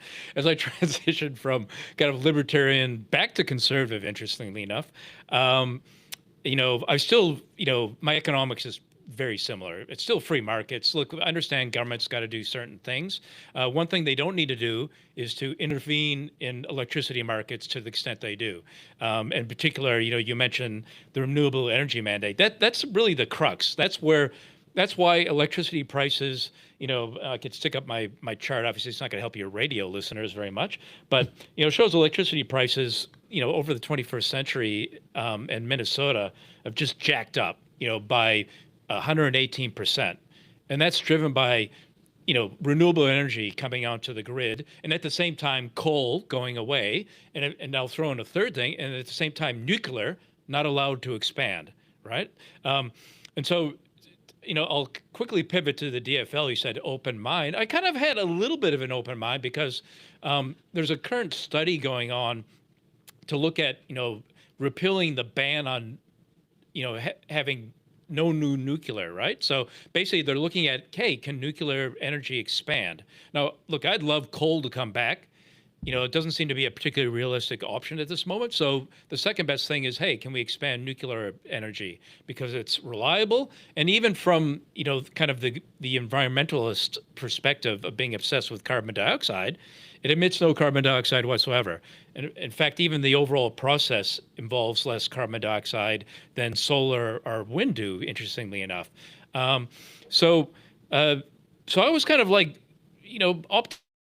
optimistic a little bit with the DFL. Thought, okay, at least they're kind of re-embracing nuclear energy, it seems. But on their platform, they point blank state that that basically nuclear power is not a viable energy source, which is actually, weirdly enough, they obviously haven't discussed this with Governor Walz, because Governor Walz signed off on this study to look, and I think, the writing on the wall behind the study is basically that they want the thumbs up to having more nuclear energy. Right. That's Democrats and Republicans, right?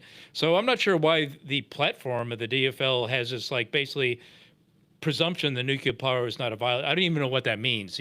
I would give it I wouldn't be surprised if they went the route of what you typically hear regarding the potential of, say, creating an infrastructure of small nuclear facilities for power and the dangers, doing that thing with my fingers, that come with that. That's typically the talking point against nuclear facilities, is that these could be very dangerous for the environment and the community if something were to go wrong. But to go and say that they're not an effective way to go and generate energy, that's utter nonsense. It's ridiculous. Well, ironically, the only time nuclear has really been dangerous is when it's been run by socialists, basically in the Soviet Union. Yeah. They're the ones who completely, screwed things up. Basically, even 3 Mile Island was like a minor incident compared to Chernobyl, obviously. Yeah. Have you? I'm assuming you've watched the Chernobyl series. I didn't. Was it good? So good, so it? great. Yeah, I recommend everybody watch the Chernobyl series. I believe it was on HBO. Isaac, Chernobyl series? No. Nope. Oh, okay. I do guess recall, I'm alone on this island. Yep. I do recall. I know you're a bit of a pop culture aficionado. You remember the show River Monsters? I do not know the show River Monsters. It's pretty awesome. Anyway, okay. So this guy goes usually in the Amazon because most of the dangerous fish in fresh water happen to be in the Amazon. Okay. But anyway, reality show. Yeah, Okay. he's basically a fisherman. This British guy. He's a professional fisherman. He goes around trying to catch these. He starts off with an interesting story about this fish apparently killed someone. Blah blah blah, piranhas, whatever. But he did go to Chernobyl once and do some fishing, and he found things are fine, actually. Even the worst nuclear accident in the world, it's not like you have to wait 500 years for things to clear up. Okay. Interesting. It's fine. It doesn't look great because they just let everything run down. Right. But in terms of the natural stuff, it's fine. So he went fishing there. There was no Simpsons three-eyed fish or anything like that. I mean, 'cause that's always the narrative, is that you can't go, every single trope around Chernobyl and the region is that everything's been infected by radiation. You can't spend any time there. Don't go anywhere near it, or you're right, you're going to grow a thumb out of your forehead. But it's not necessarily the case. Let's go back to the rise in energy costs really quick. Yeah. Because one thing that kind of stuck out, I'm looking at the chart that you have. I'm not sure where the camera is. Where am I looking exactly? You got it. You're good. Something You're good. like that? There you go. Yeah. Look at bad. These two lines going up, bad. This little green line going down, also bad, because that's actually usually, you want prices to go down and consumption of energy to go up, particularly in a digital age where everything uses electricity, right? So, you're getting hit by prices and we're reducing the use of electricity as well. So that's a double whammy to affordability and wealth. With that, though, we're not getting, what are we getting extra for the amount of money, the increased spending for your? I mean, that's the thing that stuck out to me. It's like, okay, we're paying more money. What are we getting for it? I assume the DFL is saying, well, we're combating, climate change through all of this. But the reality is, energy is energy. We need it. We pay for it. We get it. We may use more. We may have to pay more. But at the same time, I guess the question I have is, okay, we're all paying more for our energy. What are we actually getting out of it as a community, as taxpayers? Well, look, I'll make a kind of a unscientific statement, but it's kind of broadly true. So what you're getting for it is the ever so slightest reduction of carbon dioxide over the course of 20 odd years in Minnesota, putting aside, obviously, this is a global phenomenon. It's not restricted to Minnesota or anything like that. Putting aside, sorry, that I don't actually believe that there is a problem. But anyway, so, I mean, China, kind of just in a week, kind of just gets rid of whatever Minnesota accomplished on that front over the course of 20 odd years. So it is ridiculous. So what you get for it is much higher electricity prices and being forced to use less of it because you just can't afford as much. Essentially, that's what you're getting for it. Let's get back to your piece. Again, talking with policy fellow Darren Nelson here at Center of the American Experiment. So we've kind of gone through the good, the bad. Let's touch upon the ugly and the bold in your piece in the closing minutes of the show here this morning at American Experiment. Yeah. Look, I'm probably trying to throw too many pop culture references in, Mike. I appreciate it. Well, I put the good, the bad, and ugly is enough, but then I tried to throw in the bold and the beautiful. Yeah, no, I got it. I got it. It was a nice little soap opera reference. I certainly picked up on that when I was doing notes this morning. So yeah, look, the ugly was the DFL's particular. The bad, I should say. The bad is, yes, they want more renewable. So this, doubling down on something that hasn't worked.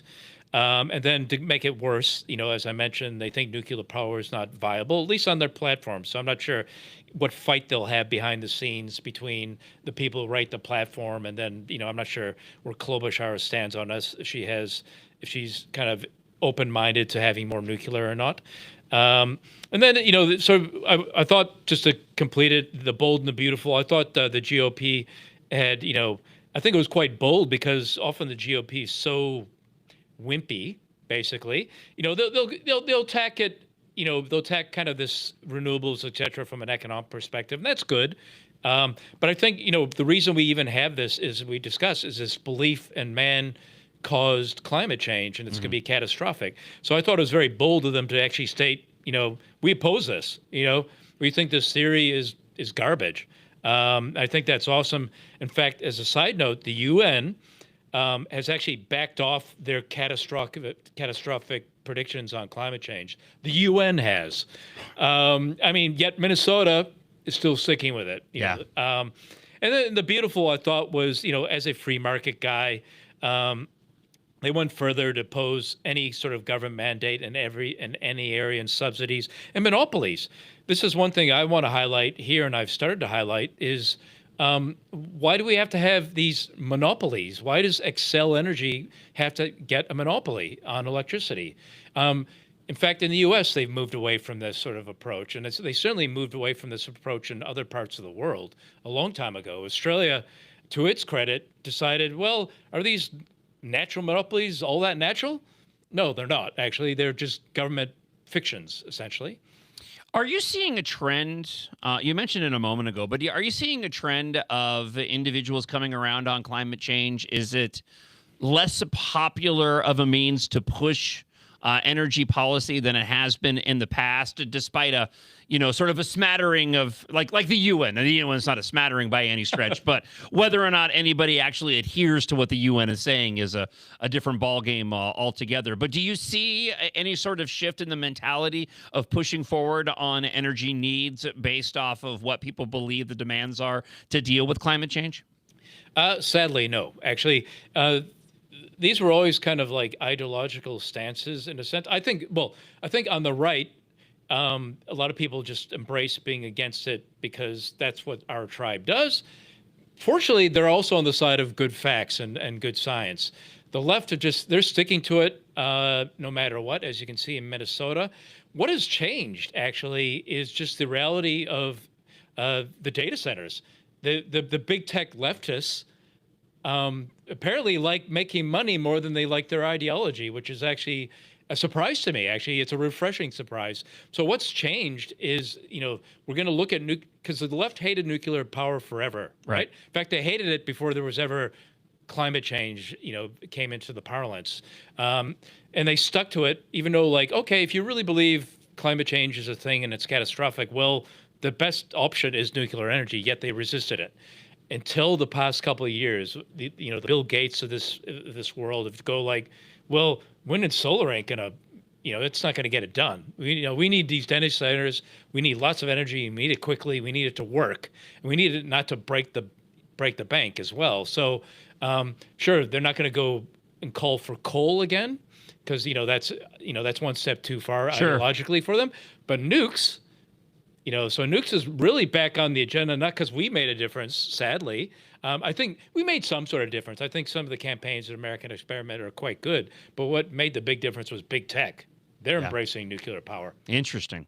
Darren Nelson, certainly not the last time that we'll have a discussion with you on the show. Thank you so much for joining us this morning. I encourage everybody to head on over to AmericanExperiment.org and check out the good, the bad, and the ugly, the 2026 energy policy platforms of the DFL and the GOP. Fantastic reading, especially ahead of next week's primaries, as are all of the pieces that you've been putting up at AmericanExperiment.org. And again, Darren, thank you so much for coming across the hall and joining us on the sofa here at the American Experiment Studios. Always a pleasure. All right, on tomorrow's show, got a couple of items that we'll dive into, including one from another policy fellow here, John Phelan. Newly legalized bathhouses already asking for taxpayer money. Yeah, it's true. Also, a bit of good news, at least for as good as it can be, regarding paid family medical leave. Apparently, the Minnesota paid leave payroll tax rate will remain the same next year, although they are eyeing a tax increase in 2028. So we'll have details on both of those items and all of the news from overnight, plus David Gartenstein-Ross, our AI analyst and expert, will be joining us at 6:30 tomorrow. You can get any artificial intelligence-related questions and questions for our tax guru, Dan Pilla, who will be with us in the 7 o'clock hour. Get those in early. John.justice@AmericanExperiment.org. That's Jon, John.justice@AmericanExperiment.org. You can also leave your audio questions to the Blaster line at 612-584-4565. If you missed that number too, you can email me. I'll give it to you. But 612-584-4565. Remember, when you go to AmericanExperiment.org, go to my page there, and you can make a donation here to Center of the American Experiment and get yourself a free John Justice Show embroidered hat. People love the fact that they're embroidered. Also, there are mugs available now on the merchandise site, and we have more merchandise coming very, very soon. Thank you so much for hanging out with the show this morning. If you missed any portion of the show today, you can watch the replays that will be available up at Facebook and on YouTube at Center of the American Experiment. Also, catch up with the podcast, available on all major podcast platforms and the MixLR app. Have yourself a fantastic rest of your Monday, and I will talk to you guys tomorrow morning starting at 6 a.m. Now we'll send you out with a little full version of Zima Fizz to get you going for the rest of your Monday. I'll talk to you guys tomorrow morning. Bye.